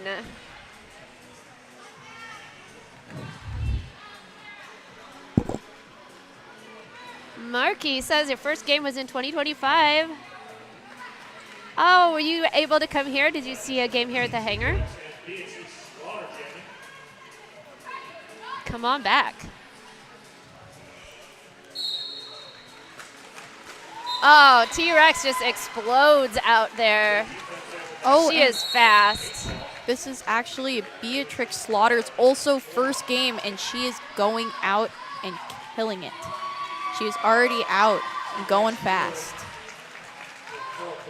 I suspect that quite a few of our home team coaches are watching this game with interest, deciding who they are excited to draft. Oh, don't worry. In July. I am watching. Oh, that's right. And looking.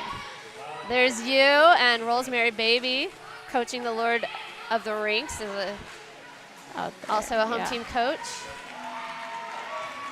That was definitely me last game coaching the Petals exhibition. Yeah. Because we had a lot of age outs last year. Actually, 2 of my age outs are actually on the track right now. The Kraken and All Ice. This is both of their first Buds games. I'm very proud of them. Yep. Getting a little of those Derby parent vibes. 100%. Trixie with the call off, but not before Beatrix Slaughter can get 3 points. This is a time I would love to mention that if you're watching from home and you know a young person who might be interested in just checking it out in a relaxed way, Rose City Rollers hosts a spring break camp coming up in March. One of the main coaches for that is Rolls, coaching Lord of the Rinks over there. You can keep an eye on her during this game. That is open to kids ages 7 through 12 of all genders and all skill levels. Go to rosecityrollers.com. You'll see our events and you'll see information about that camp. I highly recommend it. Frantic is out, but she is not lead. Danny caught lead, but then got hit at the last second. Can you explain for folks who sometimes feel betrayed by the rules and don't understand how someone can get out first and not have lead? Okay, so when a player passes all the hips of the opposing team, that is by the time, and gets just past the last person that they need to pass, that's when they get lead. See, Danny was almost out but got hit last second by the last person they needed to pass, so he got lead. But Franny got out quicker, but Danny passed all 4 of the skaters last. And that is a big apex jump and a call off. Successful apex jump. Yeah, Yes. Derby is one of those games where you explain the rules to people and then they feel betrayed because there's always exceptions. First jammer out gets lead, unless there's an exception in place.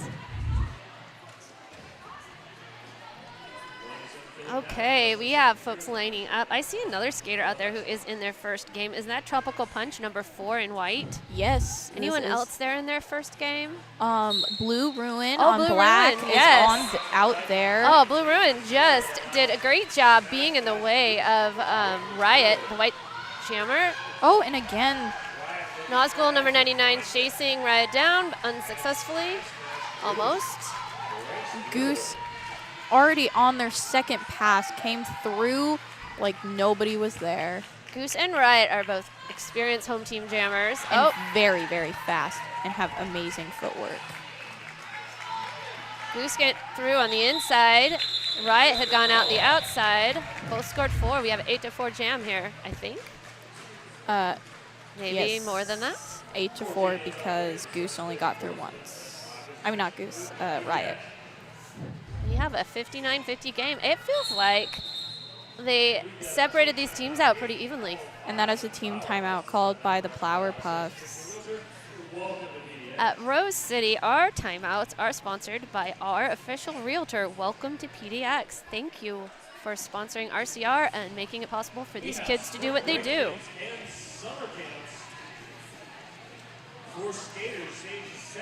As a Derby parent, I would also like to do a special shout out to 187 Killer Pads, one of our exclusive protective gear sponsors at RCR. They are often imitated, never duplicated. Stick with the best. Agreed. All of the national and regional team actually get new pads this year from 187. Oh, thank you, 187. I was just over at a local skate shop, Fide Stride, and bought my kid new elbow pads that are 187. Our other gear sponsor is 888, elevating Derby safety standards with cutting-edge technology. They have more Derby-specific gear than any other brand. 888 has you covered. Yeah, and actually, both of our travel teams all get the same 888 silver sparkly helmets. As you can see, one of our officials, our junior officials, Avery Phylactic Shock, as the Black Jammers jam ref, he is sporting our silver 888 helmet because he is on regional travel team with me. Indeed, as are you. As am I, and our other jam ref, Pandemonium. Yeah, at Rose City, we have a thriving junior ref program. I guess you're not a junior ref anymore, Pop-Tart. I know, I'm That- not. I junior refed my last game last Used year. to shouting you out. You're a I'm an adult. full grown up. But today we have little Stabby in the silver helmet. We have, I struggle to remember his name, Django Fett with the red whistle. Yes. And then we have Panda as our junior refs today. Any other junior refs out there? Oh, and Avery. Yes. It is actually currently a power jam for the Power Pluffs, which is in really good need since they are down by just a little. PB and Jam number 09 out backwards, making it an easy pass on the outside. Yeah, they not only are missing their jammer, PB has the advantage because one of the Lord of the Rings blockers is in the box, but they just got released. Who is that? Number 911. That's Fender Bender. Thank you. Also their first game, doing very well, trying to stay with the blockers there. And there is PB and Jam getting out on one knee and with a quick haul off. That was an 8-0 jam for the Power Pluffs. Yes, and a lead change with that last one. I knew that power jam was going to come in handy. I'm going to go ahead and have a lead change drink, but it is a non-alcoholic Italian soda in honor of the juniors.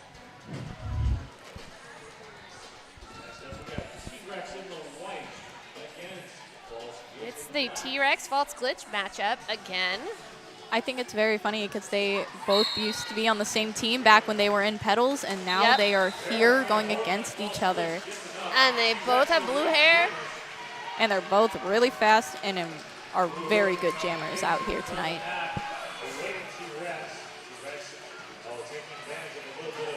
T-Rex just slides right through. But not without a little love tap from number 99, Nazgul. Oh, and Glitch goes through backwards. Very impressive. And that is T-Rex with their very well-known aggressive call-offs. I remember when T-Rex was much younger and would wave and try to stir up the crowd. A little bit more focused at getting those points now. Yeah, she is a lot more focused on getting through. Okay, who do we have on the jam line this time? That is number 971, Satoru Gojo, and number 888, Frantic. Gojo is right into the back of Hate Ball, number 8.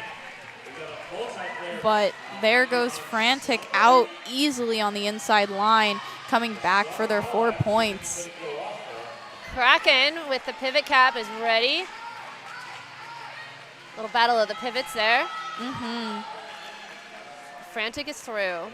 Gojo coming after their initial pass is now through with all 4 points. Whew. Little pushing and shoving from the blockers there. Oh. We're going to have a short officials timeout, I think. Yes. Our timeouts are brought to you by our official realtor. So right now the current score is Lord of the Rings at 69 and the Power Puffs at 82.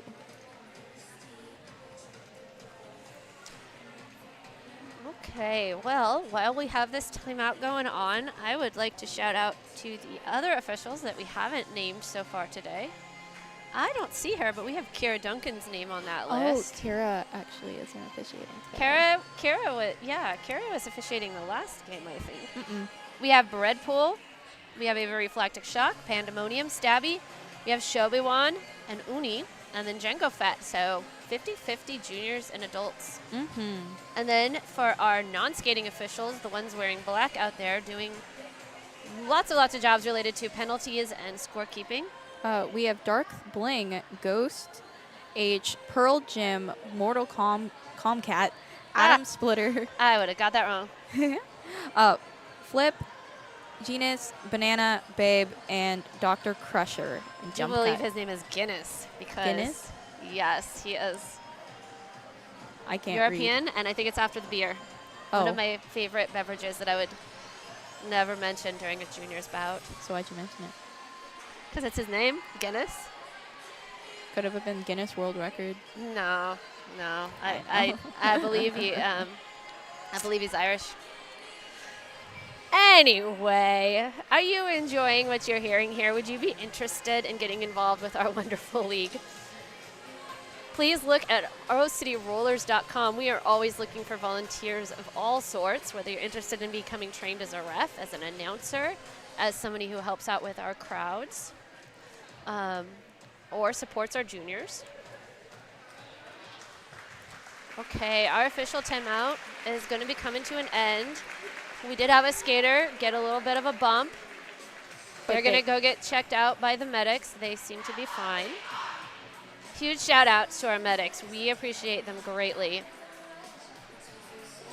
They work very hard to keep our skaters safe. Looks like the Plower Pluffs are already getting ready to go. That is number 411 Riot up against number 16 Beatrix Slaughter.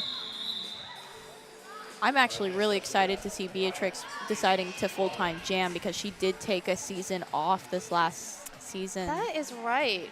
So seeing her back, Oh, and right is through. yes, seeing Beatrix back with full, not only just derby, but full contact derby after taking a year off from modified contact pedals.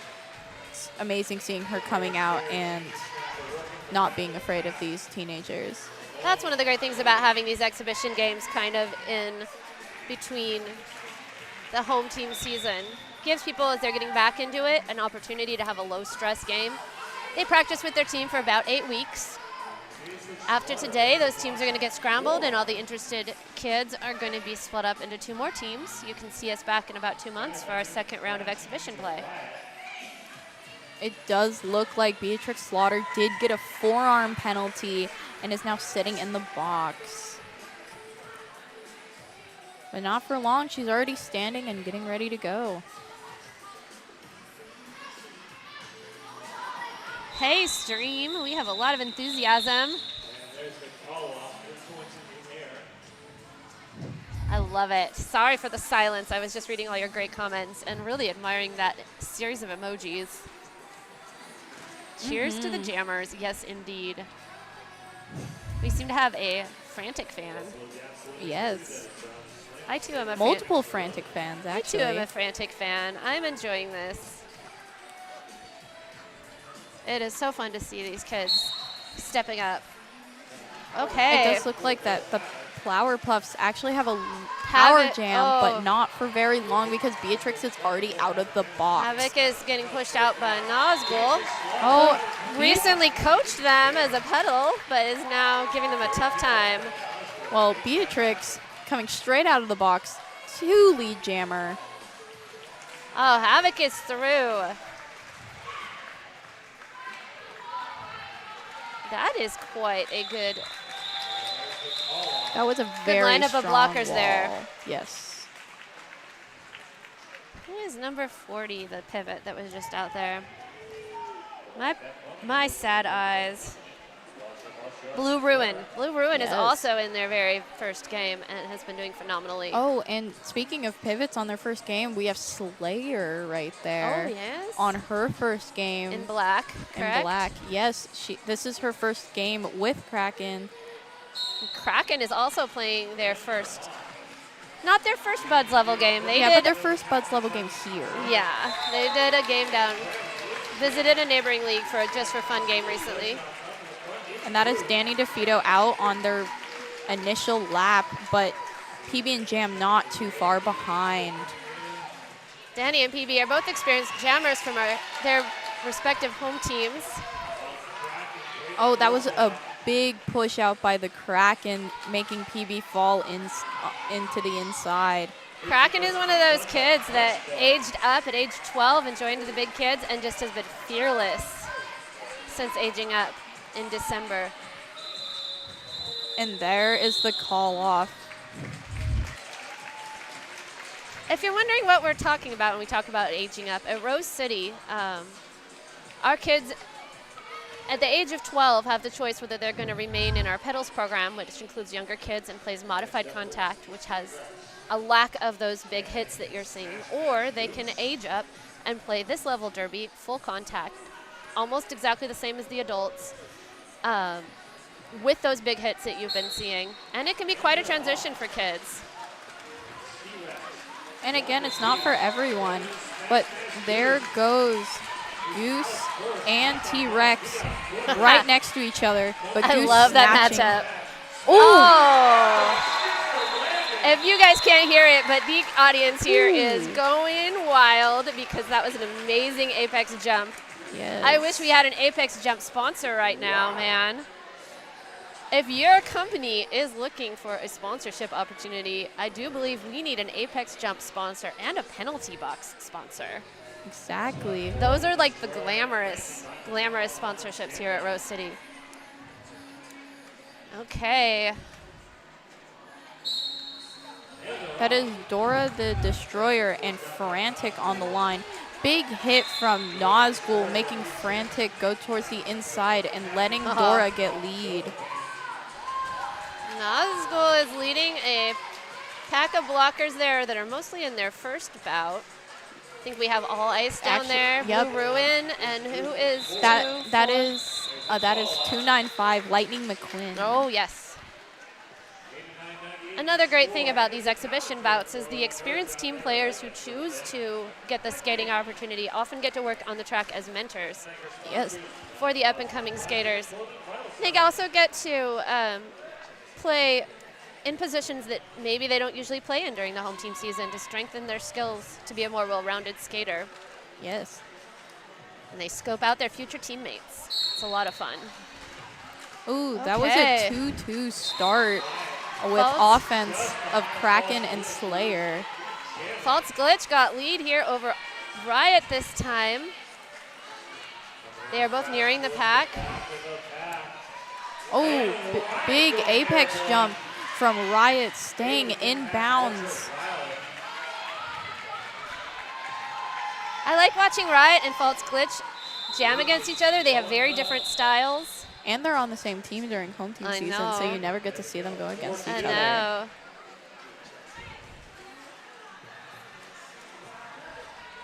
Glitch is such a powerful, low, strong type of jammer. Riot is also very powerful, but It's much very more of a lines and jumps and toe jumpy. stops.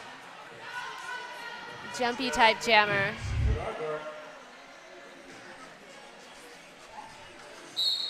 Okay, is that Satoru Goju down there? Mm-hmm, against Little Havoc. Satoru Gojo out on their initial lap, while Little Havoc still stuck in the back, I believe stuck by number 10, that's Ginger Snapper on Lord of the Rings. Is it my cold meds talking, or is Lil Havoc having their first jam as a Bud jammer? Did they jam already? Yes, they have jammed multiple times. Okay, it's the cold medicine. Sorry, Pop-Tart. I'm so glad you joined me because poor people would be stuck here alone with me. So we're for you. Hi, Michigan, Gigi and Grampy. Please let us know if those of you watching from home have any questions. We sometimes have very knowledgeable folks in the chat, but sometimes people come here and they're watching Derby for the first time and may not know the rules. We are happy to share information. Satoru Gojo continuing out, going pretty fast around that line, taking a big, deep breath. Ooh, that is Nathan from Austin cheering on Frantic. If you're enjoying this, please come back in the fall to watch. Most of these kids are going to be playing on home teams here at Rose City Rollers. Those games are also typically Sunday matinee games. Little Havoc is through, just pushed past a very scary who is an aging out senior this year. Not a senior. Oh, that's right. Just moving on, aging yes. out. Oh. They have decided that they wanted to focus on school their senior year. Yeah. Avery is one of those multi-gifted people. I'm going to miss them. As are you. We have lots of those around here. My own child is laser focused and Derby is life, and that's all they do outside of school. And that was actually, that last jam caused another lead change by 1 point back to the Lord of the Rings. Man, they did a good job splitting up these teams. New jam starting, and this is PB and Jam against Beatrix Slaughter, which Beatrix Slaughter is out. PB's getting pushed out by Nazgul, and who is the pivot? Who is the ring That pivot? is Blue Ruin. Ruin. Man, in their first game, that is phenomenal. Yes, Blue So Ruin exciting. is actually a kid that I had a few years ago at their first Derby camp. So Oh, it's just how great fun. seeing them on the track now actually playing the sport. Oh, PB got PB's past Naz out. and Blue Ruin and is out. Are you going to be doing some camp coaching? I'm actually going on a lot of like college-y stuff over the summer, so we will see. Oh, well, you'll be missed if you don't. And there was the call off, finishing that jam with a 0-0 jam. Like I mentioned, we do have the spring break summer camp. That's the one that's coming right up. That is only for younger kids. In the summer, we have 5 or 6 weeks of camps broken up by ages and skill levels. It is one of the best deals for a week camp around the Portland area. It is very affordable. We also have scholarships available, and Rose City knows that is a huge investment to buy derby gear. So we have, if you notice in some of these shots, a little purple cage in the corner of this room. That is where all of our lending gear is. If your kid comes to a camp or joins an orientation here, they can borrow a full set of gear and use them as long as they need to until the time, or if the time comes, that they decide to get their own gear. Well, this is a timeout right now, sponsored by Welcome to PDX. Official timeout. Don't 100% know what it is for, but it does look like all the kids are whispering, trying to make sure the opposing jammer does not know what's happening. TRX is trying to eavesdrop. There's high strategy that happens at that line. The jammer for the Lord of the Rings. Illegally gained position used to be out of bounds area. They're penalized for the cut and will begin serving. Penalty is the jammer at the start of the next jam. Oh, okay. Well, thank you, Brad Poole, for explaining that. So it looks like Beatrix Slaughter actually got a cut track at the very end of that last jam. So Lord of the Rinks will be starting in a powerless jam, and the Power Puffs will have a power jam. Maybe they'll get that lead back. Oh, T-Rex all alone right now at the jam line. I don't think she minds that. No, she always looks so kind of casual and then explodes. Flower Puff Trixie offense. trying to get past T-Rex, pardon me, Oh. trying to get past Kraken, is through. False glitch trying to stop it, but T-Rex is just too fast.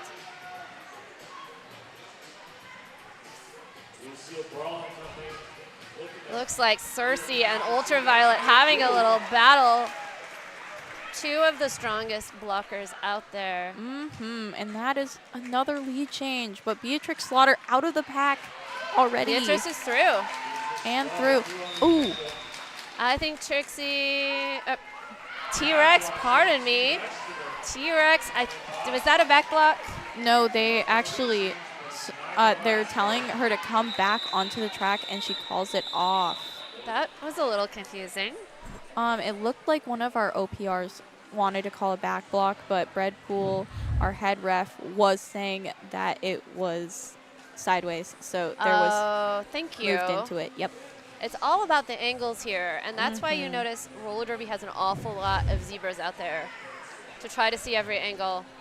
Because I was with the outside pack ref. From my angle, it looked like T-Rex did a back block. Which, if you're unfamiliar, Oh my God! Did you see that toe stop work That that was- Frantic just did on that inside line? that is Franny's signature. All toe stops. Very excited to see where she how she continues, because did you see that she just recently actually got added to the regional travel team's reserves? I did not see that, but that makes a lot of sense. I feel like Frantic maybe watches a lot of Lauren Much footage. Yes, she actually played in the Rose versus Buds game a few weeks ago. That was the travel Good team for fundraiser her. game, and she Big got high MVP. fives from Coach Rolls at the bench of Lord of the Rings. Yes. Frantic actually got MVP at the Rose versus Buds Oh, game. that is so exciting. And that was her first travel team game. That looks like Smash Smash Goose on the line with Riot. That is another official timeout sponsored by Welcome to PDX.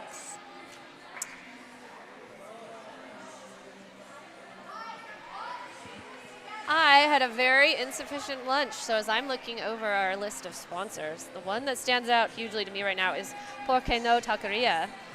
They are the sunniest place in Portland, voted the best tacos and Mexican food in PDX, and that sounds pretty darn good right now. I did get a... In the previous jam, the jammer for the Lord of the Rings successfully completed an apex jump. However, they did not land with their skate as the first part of their body to touch the ground. There's no foul. They earned 0 points for the trip.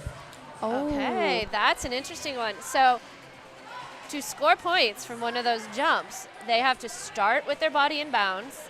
There's 2 skates in bounds. They need to be upright, so their feet need to be on the ground. And then to get those points, they pass everybody through the air. Their feet need to land in bounds. At least 1 foot needs to land in bounds. For those points to count. For those points to count. In roller derby rules, the term upright and in bounds comes up a lot. Oh, Riot giving Blue Ruin a big hit, but that is not stopping them. Right? Squeeze past Nazgul, caught by Blue Ruin, back up to the front. Wow. Smash Smash Goose out. Already getting 4 and calling it off.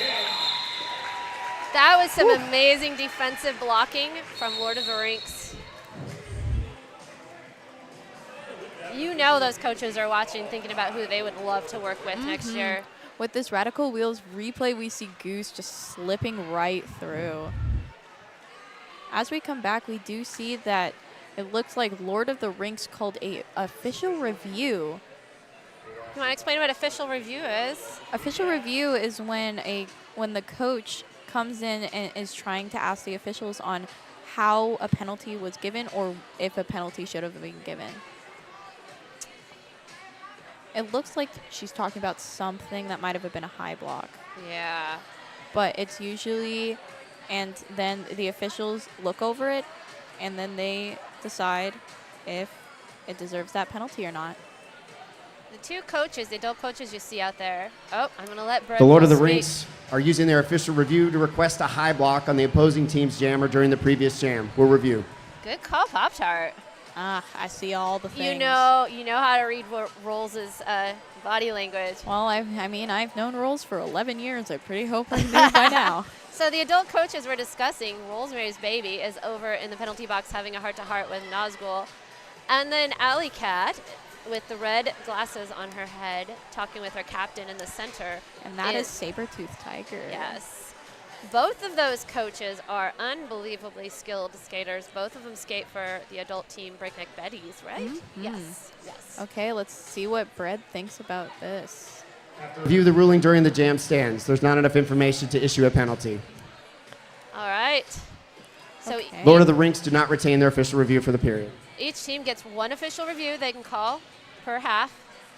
If you win it, meaning the refs agree, you get to keep it. If you do not win it, That means you can't call any more official reviews for this period, which, I mean, I'd be really surprised if Rolls tried to call another one because there are only 3 minutes left in this half. it is Rolls though. That is true.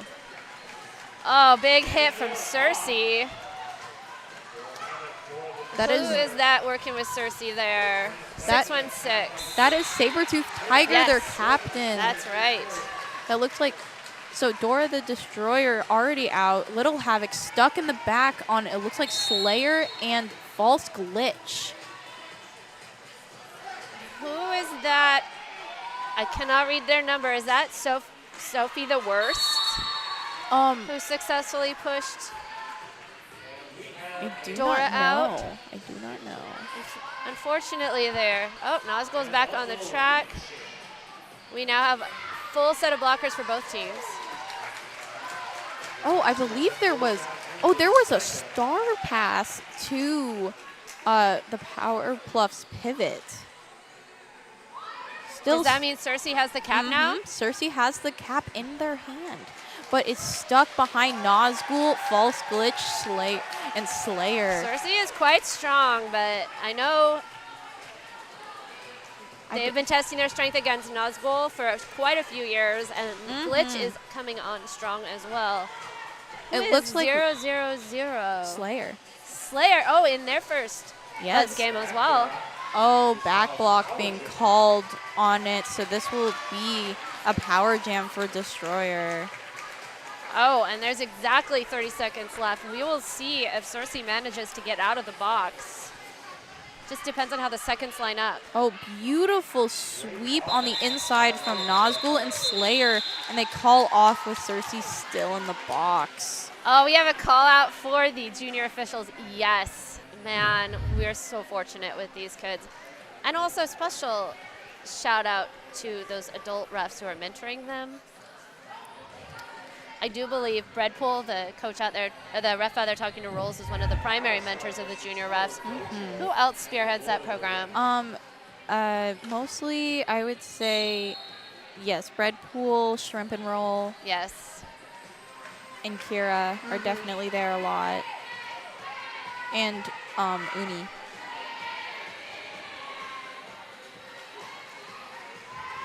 Okay, and looks like they made it out of the box, but Gojo's still stuck in there. Oh, but Cersei is coming and gets around. Oh! Gojo about to finish their initial lap. Cersei not too far behind, about a quarter of the track behind. I don't know if Cersei is one of those pivots who loves to jam, but when she does jam, she knows what she's doing. She does, and she's strong. And that's another thing. Cersei is actually one of our other junior officials, so they That's know true. all the rules and they know how to get out. Gojo getting through, but Cersei getting their points now. Looks like the power pluff. Coach is yelling to call it, but Gojo's so stuck in there. But so is Cersei, so we will see. Oh, Cersei is through. Who is anchoring that? I said the power pluffs. I meant to say Lord of the Rings, telling Gojo to call it off. That's okay. We are navigating new names here. And now it is officially halftime. Okay, well, come back in 10 minutes. Here at the hangar, we're going to have a show and a raffle drawing, and the rest of you get to enjoy some lovely ads from our sponsors. See you in 10.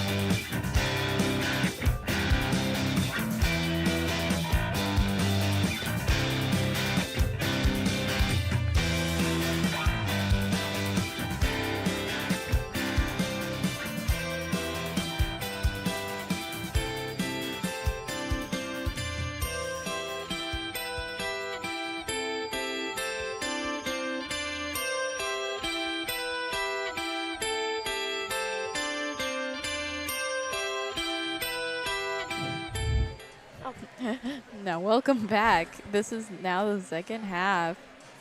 The current score being Lord of the Rinks 139 to Flower Puffs 122. Let's take a look at those penalties. Pretty low penalties in total. Power Puffs with only 4 in total, and Lord of the Rinks with 8. That's pretty amazing, considering the number of inexperienced skaters. Or experienced skaters. And experienced skaters.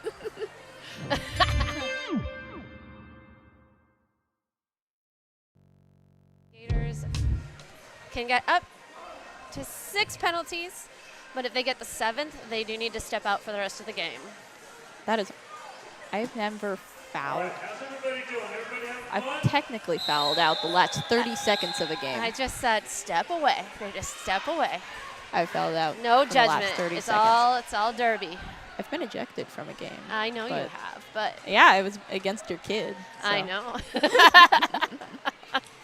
Okay, well, we are starting this jam, and it looks like it will be Beatrix Slaughter versus PB and Jam.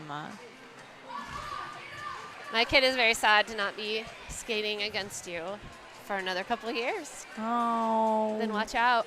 Oh, dearie. Who knows if I'll even still be here. Okay, and they are off. That is PB and Jam stuck behind, looks like Coyote and Ginger Snapper, but that is no match because PB and Jam is out with lead jammer. Beatrix Slaughter now out of the pack. Outside. Spin move there.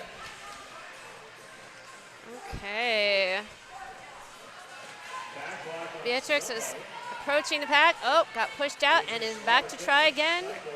That is a back block getting called on number 8. That is Magic Hate Ball. And that is another penalty. I didn't see what it was on Beatrix Slaughter. So that means that PB and Jam is both lead and gets a power jam. High block penalty on Beatrix Slaughter. That's what it was. That almost looked like it was on their own teammate, though. I thought that that was not a penalty, but maybe I No. a little knowledge is a dangerous thing, and I probably did not see it correctly. That's why we have all of our officials down there to be our eyes. That is true. Magic Hate Ball back onto the track, hoping to help out Oh. PB and Jam. Ginger Snapper chasing, but not quite. Beatrix Slaughter now back from the penalty box, pushing against. That looks like the Feral Kid. Through, held up there by, is that 8 ball? Mm-hmm. That is a multiplayer penalty getting called on the Oh. Feral Kid. And called it from the ground. PB is getting up. She's okay. On our Radical Wheels replay, we see PB and Jam's crazy toe stop skills. Looks like we have a Danny versus T-Rex battle here.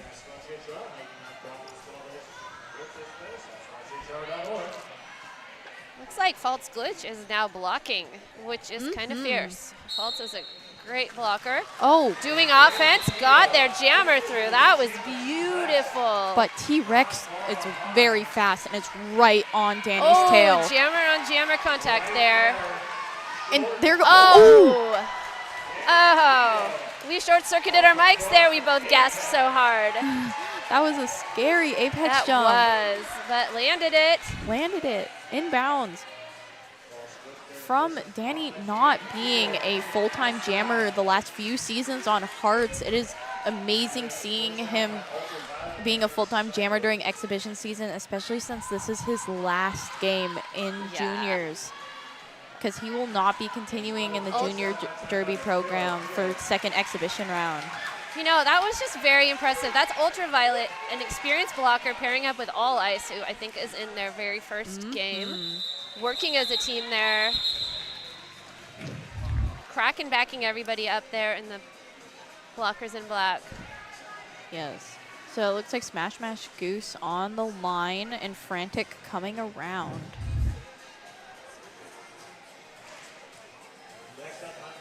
Oh, we have someone shooting baskets.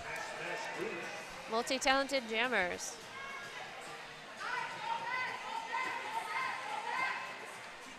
Blockers are positioning. That looks like Wildfire trying to get offense for Frantic, but that is no match to Nazgul and Blue Rain. Blue Ruin. Blue Rain would also be a great name. That is true. Oh, Oh, Goose pushed to the outside. Who was that? that in was the white? Cherry Jam, their pivot, number 76, I believe. Yeah, Oh, 76.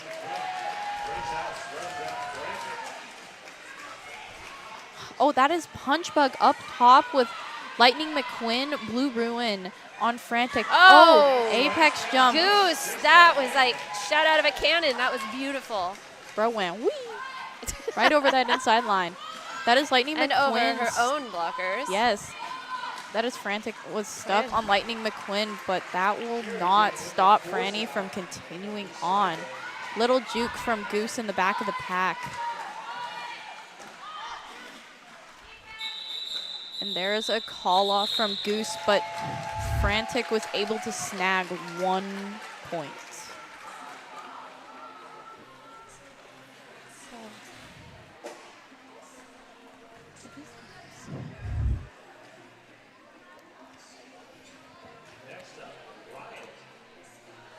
Okay, who is that in black on the jammer line? That is Dora the Destroyer. All right. This is a very tall pairing. It is. But Riot on the outside, easy peasy.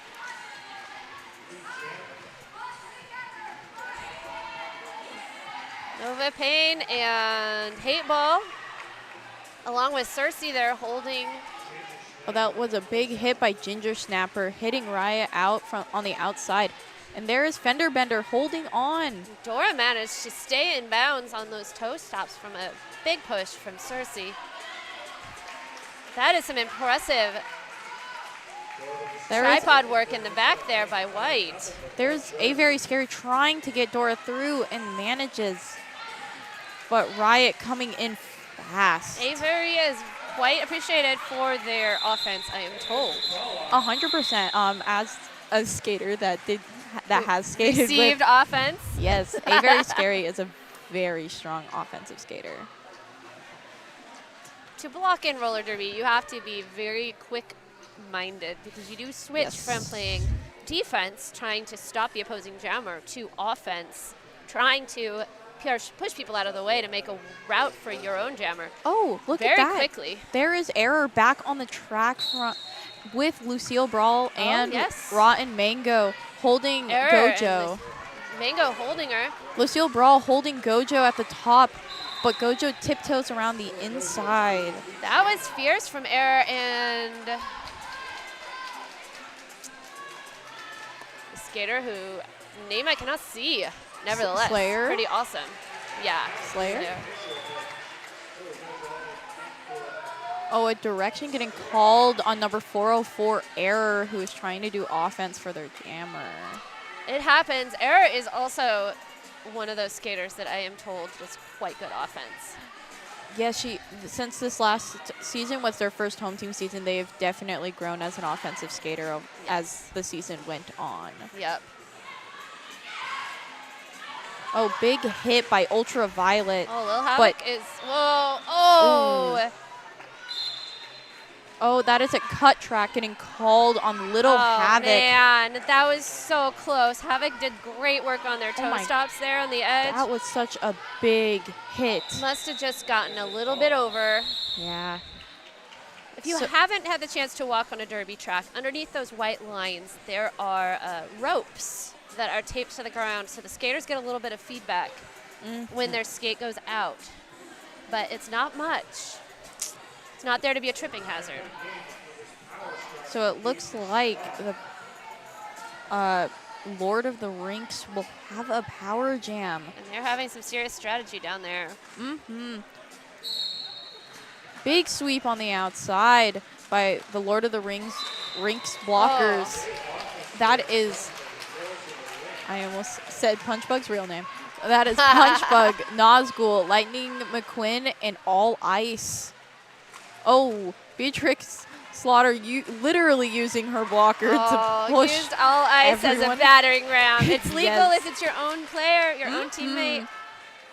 I've noticed, wow, that I'm traveling and watching more leagues.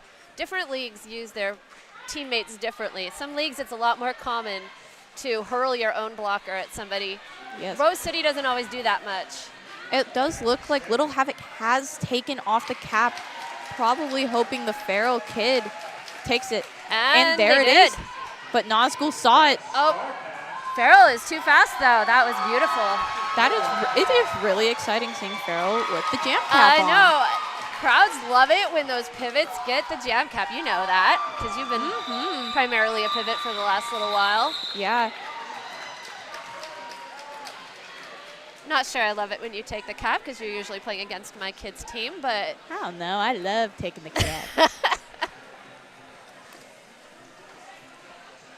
okay, a little breather. Everybody's getting lined up on the Jam on Hawthorne jam line. Looks like we have Ruthless getting ready to play some offense for PB and Jam. Oh, but Danny DeFito cutting right through and getting lead jammer. Oh, Coyote is ready to catch PB, but PB juked the other way. Oh, beautiful bean dip on the outside line by Danny DeFito. And what is a bean dip for those That who is don't know? when you get really low to the line to swoop. quote unquote dip under. They the swoop. They dip under the opposing blocker's hips. One of the coolest looking moves. Next to the apex jump up in there. I do think it's really cool seeing Sophie the Worst out there communicating since this is her first game. I see her communicating really loudly out there. I do not think Sophie is the worst. Exactly. I think Sophie's pretty good. Oh, there was a multiplayer penalty called on Ruth. And what is that? I would struggle to explain that one. A multiplayer penalty is when a jammer or anyone, for example, is pushing against the arms of an opposing the opposing team, and if those blockers do not drop their arms, they will get a multiplayer penalty because you're not allowed to hold on to your skaters and not let go. For nervous new parents, I'm often explaining to them, we save injuries in roller derby because they're not allowed to red rover. You cannot make a barrier with your hands. Otherwise, we'd have a lot of broken bones in this game. Yep. And there goes Smash Smash Goose, but T-Rex not that far behind. I feel like a broken record just delighting in how much I love watching these two skate against each other. Oh my God, and what did we say about those bean dips? Goose just did a beautiful bean dip on the outside, scoring her 4 points and immediately calling it off before T-Rex could get anything. That's hard to do. Oh wait, that is a very full penalty box. Oh dear. That is both T-Rex, Ruthless, and Magic 8-Ball all stuck in there. I feel like you want to be Lord of the Rings right now. Yeah, Lord of the Rings is getting a lead jammer. So Cherry Jam, and who is the other blocker out there trying to do the work of two? Oh. That is Cherry Jam and the Feral Kid. Feral Kid almost made contact there. Dora is fast. That's very tough wall to be in and being on a 2-2. Oh. Nazgul just picking on Cherry Jam over here. That's but okay. Then gets a penalty because of it. Sometimes there's justice in derby. Oh, this is already going to be a full 2-minute jam. Dora the Destroyer is heading to the box on a cut track. So that means... What do you say to your jammer when they join you in the box? Words of sympathy? I don't know. Oh, Trixie is through. Why'd you do that? Why'd you do that? I don't know. That's super empathetic. You wouldn't do that as captain, would you? I am captain. I know. I'm captain of 2 teams. Trixie is coming back. Oh, who was that almost got Trixie? That is Punch Bug, number 84. Nazgul returning to the track, and so is Dora. Quick reflexes on Punch Bug, who is new to full contact. Not really. Not? This is their 3rd season. This is their 3rd season? I apologize, Punch Bug. Oh, that was a big hit to Nazgul's throat. But you know what? They're going to lock in. Yeah. We got a lot of ibuprofen at home. It's okay. Oh, and that is a high block penalty getting called on Trixie. What's going on? As T-Rex makes their way back to the box. Are we getting a record for number of jammer penalties in this jam? Yeah, it will be like that next jam is going to be another power jam for Lord of the Rings. You are correct, because they have 14 seconds. The Lord of the Rings blockers setting up for offense. But Dora does slow, not though. need it. Dora does not need it. Dora didn't need it, and they were just a couple seconds slow there. So it does look like Satoru Gojo is going to have a power jam.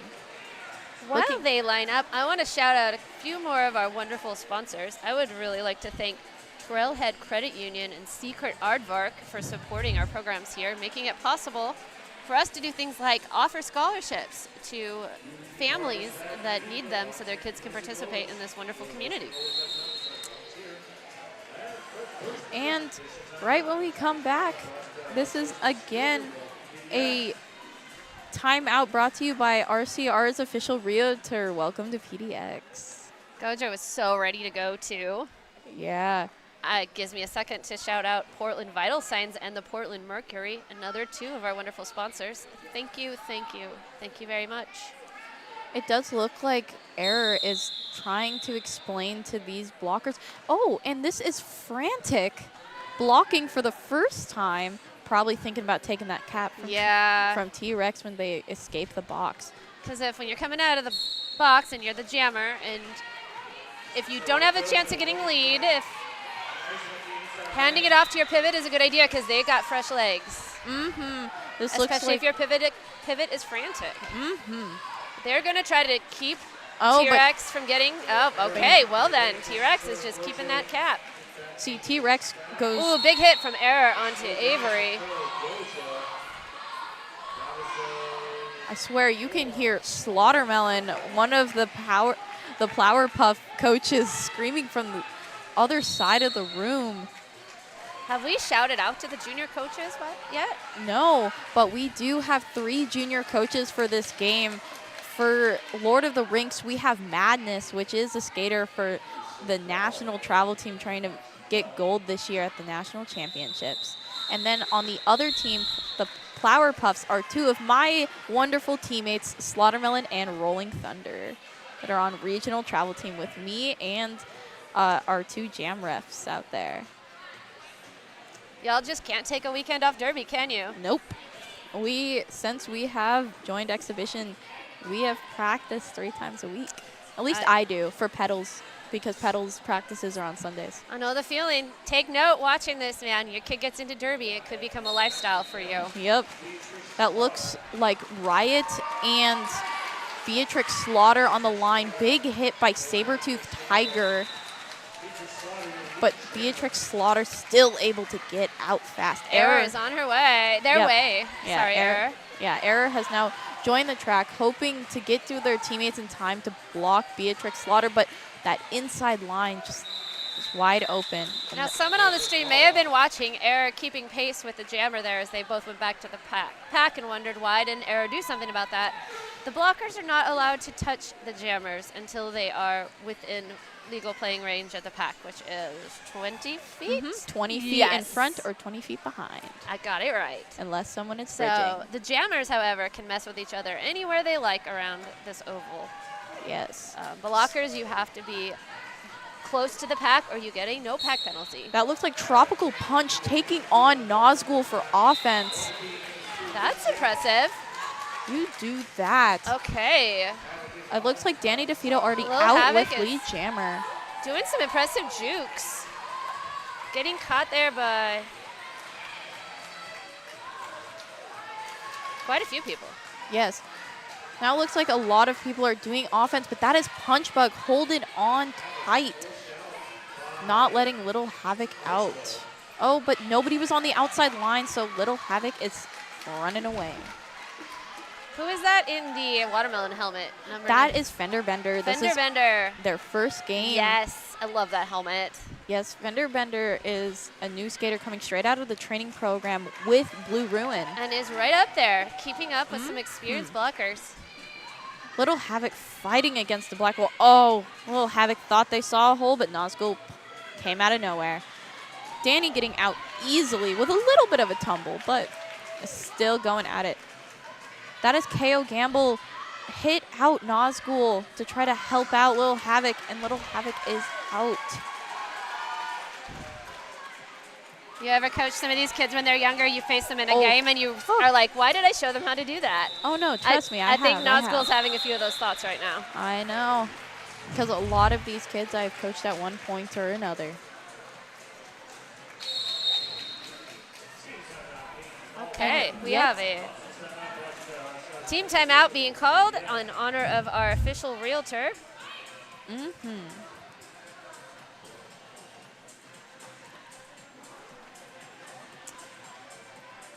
Someone we have not yet mentioned is a very long-term sponsor of RCR. Very cool logo, I must say, as well. Black Cat Plumbing, your local neighborhood plumbing company and a proud sponsor of RCR since forever. I have them in mind because I have an aging 1950s ranch with suspicious plumbing. Oh, Rolls is out there giving high fives. We love the to her hype. skaters, and Flower Puffs are doing some serious chatting, led by Alley Cat. I would like to shout out Ritual Dyes, Portland's local yarn shop with hand-dyed yarn, tools, and more, owned by a Bud's parent and a wrecker skater.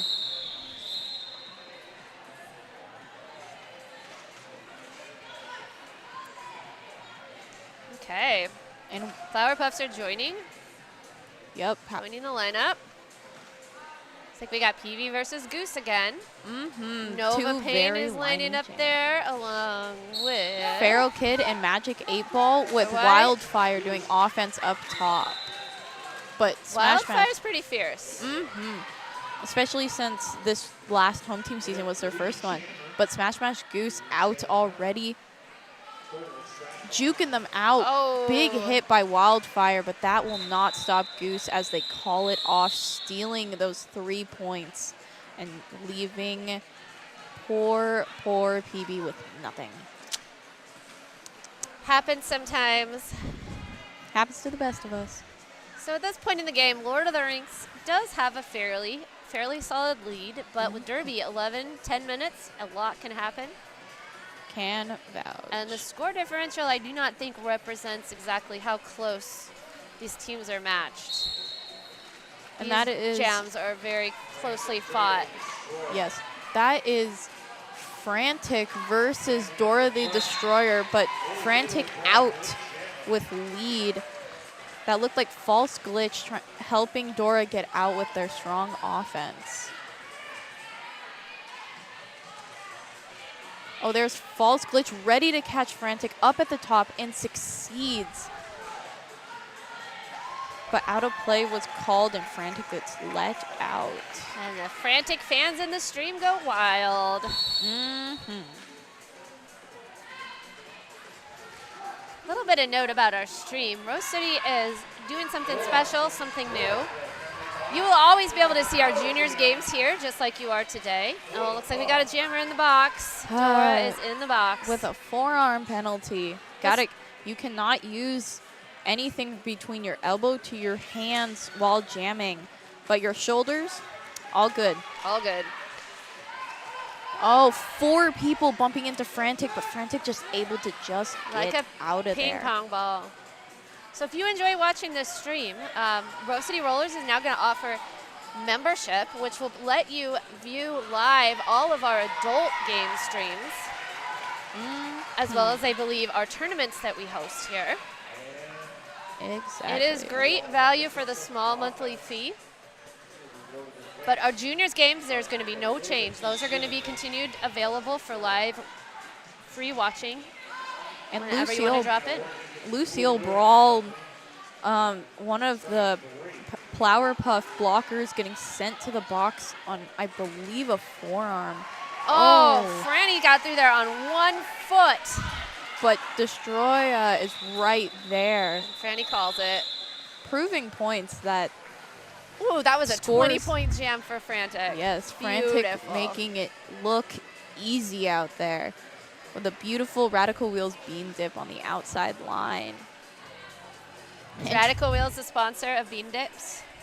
No, they do the Radical Wheels. Oh, it was replay. a replay. I was watching the track. You were watching the screen. I got a little lost. It's okay. Okay, but this score is proving that anything can happen in these last 10 minutes. Oh, Nazgul just dumped T-Rex to the outside. Lining up there. Oh, very impressive hit by... But T-Rex is lead, so will she get out and score points? But while that was Solaire. I'm a little slow on the draw, but that was Solaire doing a very, very impressive hit on poor T-Rex there on the inside. That was a very interesting call off. Solaire is rubbing their shoulder. Looks like they took a little bit of an impact there from T-Rex. Uh-huh. This is full contact, folks. I love full contact. I know you do. Wahahaha. Well, it looks like we have Beatrix Slaughter versus Riot on the line. Oh, Beatrix, beautiful little weave back and forth and is through. And that was a gorgeous hit out by A Very Scary, and then a good catch by Coyote. Ginger Snapper. They're wearing meter, but Riot is just so good on those toe stops. That looks like Fender Bender going back to the box. It looks on a direction when they were doing offense. Yep. Oh, looks like Hate Ball just also got a direction, or was it track cut? It was a track cut. Tisk tisk. Dang penalties.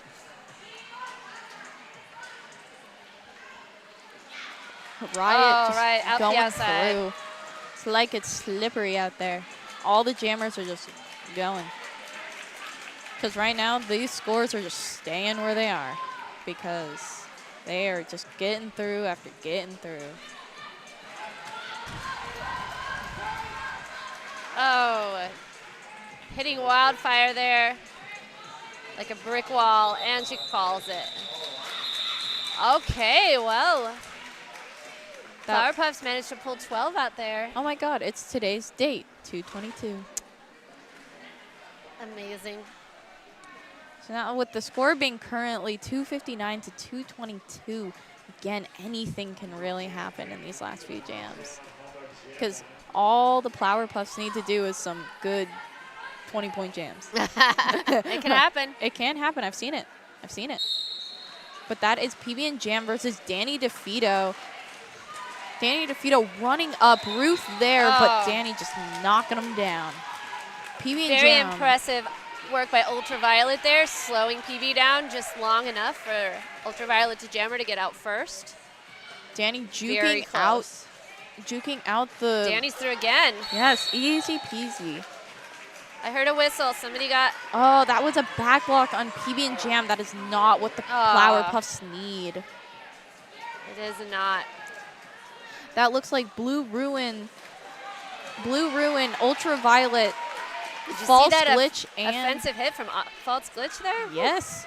And the Kraken playing offense, trying to get Danny as much points as possible. Danny put on the speed at just the right time there. Oh, a direction being called on Ultraviolet. Oh, they're going to miss her. PB and Jam entering the track. Oh, Danny gets hit out mid-apex jump by Cherry Jam, I do believe. But that was an illegal hit because Cherry Jam was out of bounds. Yes. Nevertheless, it did foil Danny. It did. Danny's still stuck in there.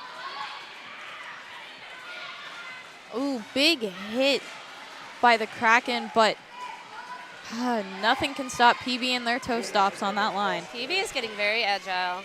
Very. I remember PB's first scrimmage. Little. Oh, Danny's bouncing around. Yes, but big offensive hit by Blue Ruin, helping Danny get out in time. That Kraken Ruin Glitch and Ultraviolet lineup is kind of scary. Yeah. Nova Pain, number 117 from the Flower Puffs, is another up-and-coming blocker who is getting incredibly strong. And in the draft for this next home team Indeed. season. Speaking of skaters going to be in the draft this next home team season, we do see Sophie the Worst, Alice, All Ice, and Slayer out there that are all going to be in this next home team draft pile. Nazgul on frantic like glue, making sure they don't go out, but Frantic's outside line, that's her best friend. Sure is. Oh, Goose going for it. Nazgul almost pushed Cersei into their own jammer. And that's actually exactly what happened. That is exactly what happened. You know, it happens. Frantic already getting Goose points. is through. Goose is through for her points. And that was a 4-4 jam. Oh, I see a question in the chat of what counts as a direction penalty. So a direction penalty is when anyone, for example, pushes a opposing team's player non-derby direction. So that means it's the opposite direction of where they are all skating. 'Cause they all skate counterclockwise. So if a skater were to push someone clockwise, the opposite like backwards, that is a direction penalty. It's a tricky one for me watching because it so much depends on your angle on the track. That's why the refs try to stay exactly parallel to the skaters so that they are getting that parallel view across the track. The angles can be quite confusing. It seems like a lot of directions penalties happen in those really round corners. Yes. It also does matter which way your skates are moving. If your skates are going in derby direction but you hit with your shoulders, that is not a direction. It just mainly depends on which direction your skates are going. And that is a inside line just going right through T-Rex, getting through with their 4 points. Jammers are having a good Yeah, Good Jammers time. are just getting right through. This is the time in the game I would think that, Coach Rolls is calling a team timeout. And that timeout is, of course, brought to you by RCR's official realtor. Welcome to PDX. Because they're like, and again, there is only maybe 1 or 2 jams left, and this is still a pretty close game overall. 33 points is very doable. It's very doable. I don't know if I have given a shout out yet to Buffalo Gap Saloon and Eatery. They are John Landing's favorite eatery and saloon, and man, that sounds pretty good right now too.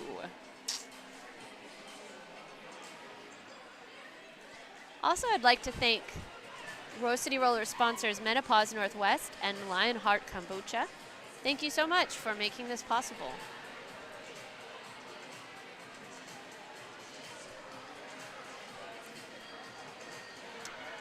Looks like Coach Allie there is giving some thoughtful advice to her team. Nova Payne catching that last little bit of information and heading out to the track. Because that is the end of our timeout, which means the next jam is starting very soon. Okay, we've got Danny versus Little Havoc. And we are off. Danny DeFito. Oh, Danny jumped right into Nova Payne. Nova Payne stood that strong, took that strong. Oh, it looks like that they are going to have this be the last jam. Ruthless ran back there to help her jammer get through. Oh, beautiful line work for Danny.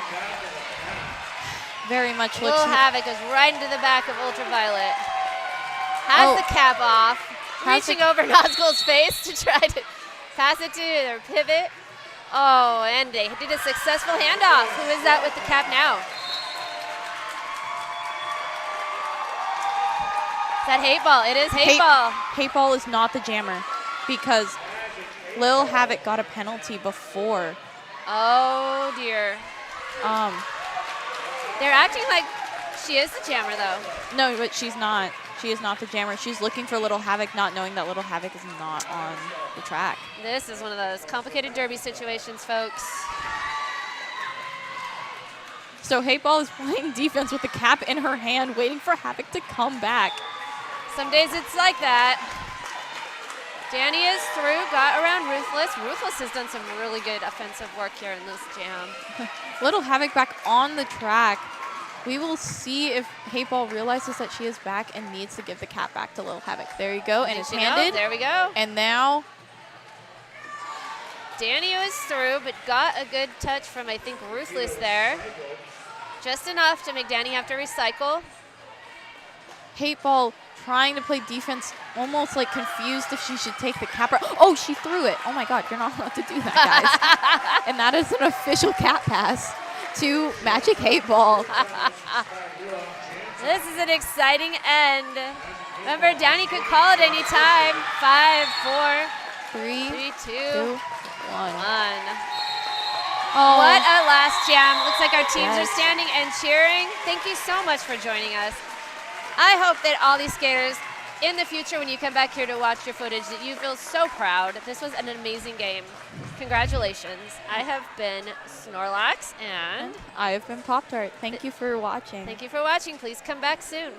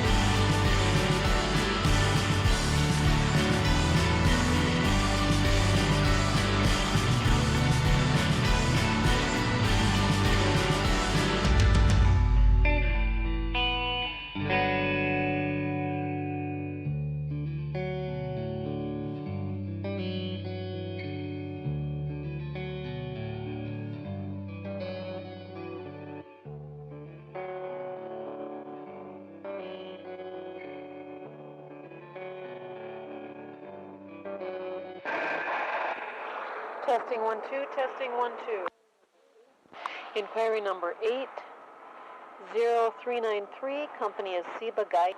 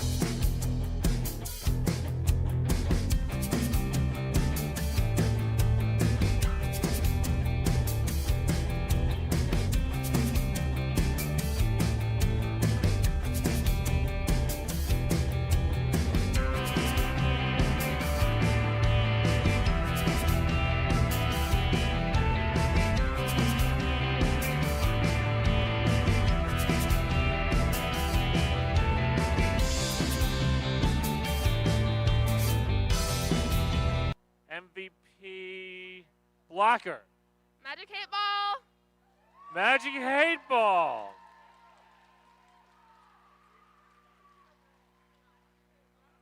Okay, that was overall. All right. MVP Blocker. Cersei. Cersei. And process of elimination says MVP Jammer. PB and Jam. PB and Jam.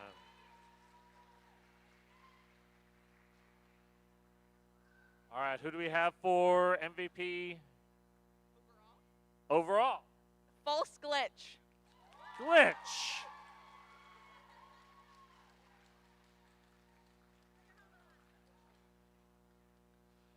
MVP Blocker. Ultraviolet. Ultraviolet. And you must have MVP Jammer. Danny DeFito. Danny DeFito.